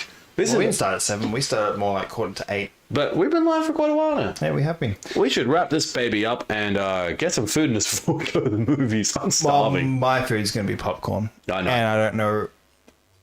Okay, chat. Should I spend the $90 on the popcorn bucket ATST? Sorry, the AT-AT. AT. Should I do that? Because I kind of want it. But at the same time... Oh, Emma doesn't know who Joel is. Joel's from the Last of Us video game and the television series. But Sure. Sure. She said sure. Oh, did she? Yeah, she said sure. I'm just watching the chat here. But it's $90. So it's like... Not 60. I'm not going to decide for you because that is something that you should decide because you're already getting my popcorn because I still haven't been paid yet. Oh, dude, we'll be sharing the popcorn even if it's in a giant fucking AT-AT. That is true. I swear. It's either that or it's the one that Grogu's holding the bucket. I swear I heard I swear I heard a drum set fall out of a tree. There's no drum set in here, is there? Did you touch my drum set? Where's the drum set? Because I told you not to touch my drum set. Why do I know this reference? Is this from the... Did you touch it or not? No, I didn't fucking touch it. Fuck yourself. Is that literally from the Foo Fighters horror No, film? it's Step Brothers, bro. Oh, Step Brothers. Sorry. God damn it. It's been a while since I watched Step Brothers. What's happening now? Do it, do not. There is no try. Yes, do it. Oh, do another. Oh, Joel. Yeah, I know him. Treat yourself. Yeah, treat yourself. Oh, I've treated myself. Yeah, you treat yourself today. You got like a friggin' Switch thing for you. You got like a new grips for your Switch, Nintendo Switch 2. And the long Halloween. And a long Halloween. Yeah, you literally bought that when we were out and about today. And also the Ridley Year 1 as well. Don't forget that. Oh, yeah. You got that. You got 2 books coming. Is it canon? For the Batman universe, yes. It's Year 1 for the Does Riddler. Matt Reeves say it is canon? Yes, it's because it's written by Paul Dano. Paul Dano it wrote could be written by Paul Dano. It doesn't... No, it is canon because it's in the universe. Because you see Batman in his first suit in the Riddler. Don't spoil it. I haven't read it. You don't really see it much. I don't care. I'm not really spoiling for you. Well, you just did. Now I know he's in it. Yeah. Yeah, but where? I don't know, but Exactly. now I know he's in it. Shut up.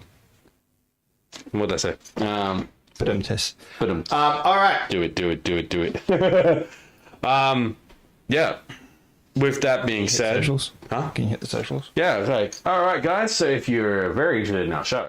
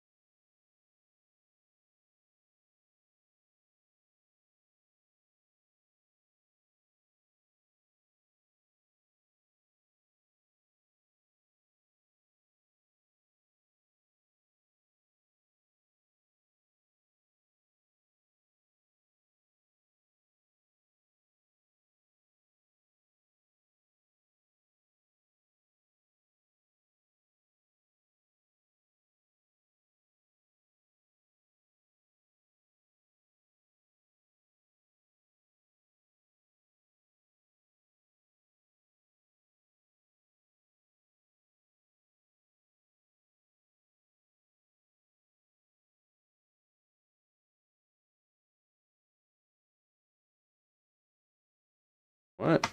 Well, as I was saying, okay. Hello. Thank you. I'll you. fix that. I don't know what's happened there. I don't know what happened there. Apparently, it's lost the microphone inputs in that section, That's weird. on that scene. God damn it. So what we were saying is, You want us us on our YouTube at the Pixelated Popcorn Podcast? Also, subscribe to it too. So hit that subscribe button and hit that bell Hit when that we little post. We're also on Instagram, the Pixelated Popcorn Podcast, as well as TikTok. Look who's calling. It's freaking, we can't. I can't answer it. We're still live. I can't answer it. Also at the Pixelated Popcorn Podcast on TikTok as well, which will be where we will have shorts or reels to do with any movie news that we find that is very important to get out straight away until our next show. Yep. If it can't wait. Also, we want to thank Thigh Lemons again for our new logo, which I hope that you all love just as much as we do. I'm so excited to have a new logo and really get really up the brand and just really show off what we can do with the podcast. It's really cool. I love it, and I can't thank her enough for that. I really freaking can't. Yeah, neither can I. Neither can I. And if you guys maybe when we get a bit more people in, we might look at doing some merch at some point. Yeah, could do some merch on that. Sorry. Well, we had it on our social tab. Apparently, it muted us, Emma. So we're sorry about that. So what happened there was that our mic inputs have not been re-added into that scene. You hit you hit the socials, then you went mute. You need to fix that up. Yeah, I'll fix that up easily. It's got a bit of work to do. It's fucking easy. Yeah, all right. But yeah. Yeah, Facebook, TikTok, not on Twitch, on our YouTube channel and our Instagram. Come check us out there. We post our content almost pretty much daily whenever we've got something new to show. Also, I wouldn't say daily. I'd say, hey, look, periodic. if the news is big, then we will check it out lately. Because we posted our brand new logo and our new profile pictures on our Instagram. And also we'll be on our TikTok very soon. It's on all of it. Oh, it's on all of it now. Good. Come check out the new logo. My beautiful partner spent hours on it, working hard. So yeah. And if any of you saw the story that I posted last night with Project Hail Mary, that was my house. With the lights behind the TV that react to it on the screen. Cool. Dude, it looked gorgeous in person. I'll show you it here before we go out. Yeah, I need to show you what it looks like. Yeah. All right. Well, we're gonna wrap it up, guys. We've got a couple of hours before we gotta go to the movies, and God, it's gonna be how long does the movie go for? 2 hours? 2.5, I think. We gotta be out at 2 a.m. We're gonna be out around 3. And you gotta drive me home too. We're gonna be out around 3. Yeah, that's expected. All right, guys, we appreciate it. Yeah, change your name tags and to add the art. Oh, that's a cool idea. We could change the name tags and add the artwork onto here. That's true. That's a good idea. We've got some ideas, so we appreciate it, guys. Anyway, we're gonna wrap it up. Cool. Until next week, guys, we'll see you later. Or unless you're up around 3 a.m. for our out-of-theater review of The Mandalorian Grogu, which we can't wait for. And then on Sunday, we're going to do a special live to have our review about the Mandalorian Grogu. I have to write down my thoughts, aren't I? Yes, you will be, because Yeah. I certainly will be. I know, I gotta do that when I'm at work. All right, guys, we appreciate you so much. Well, until then, stay tuned, and we will look forward to you guys next time we see you. all right. My name's Matt. My name's Tyler. See you guys. Catch you guys.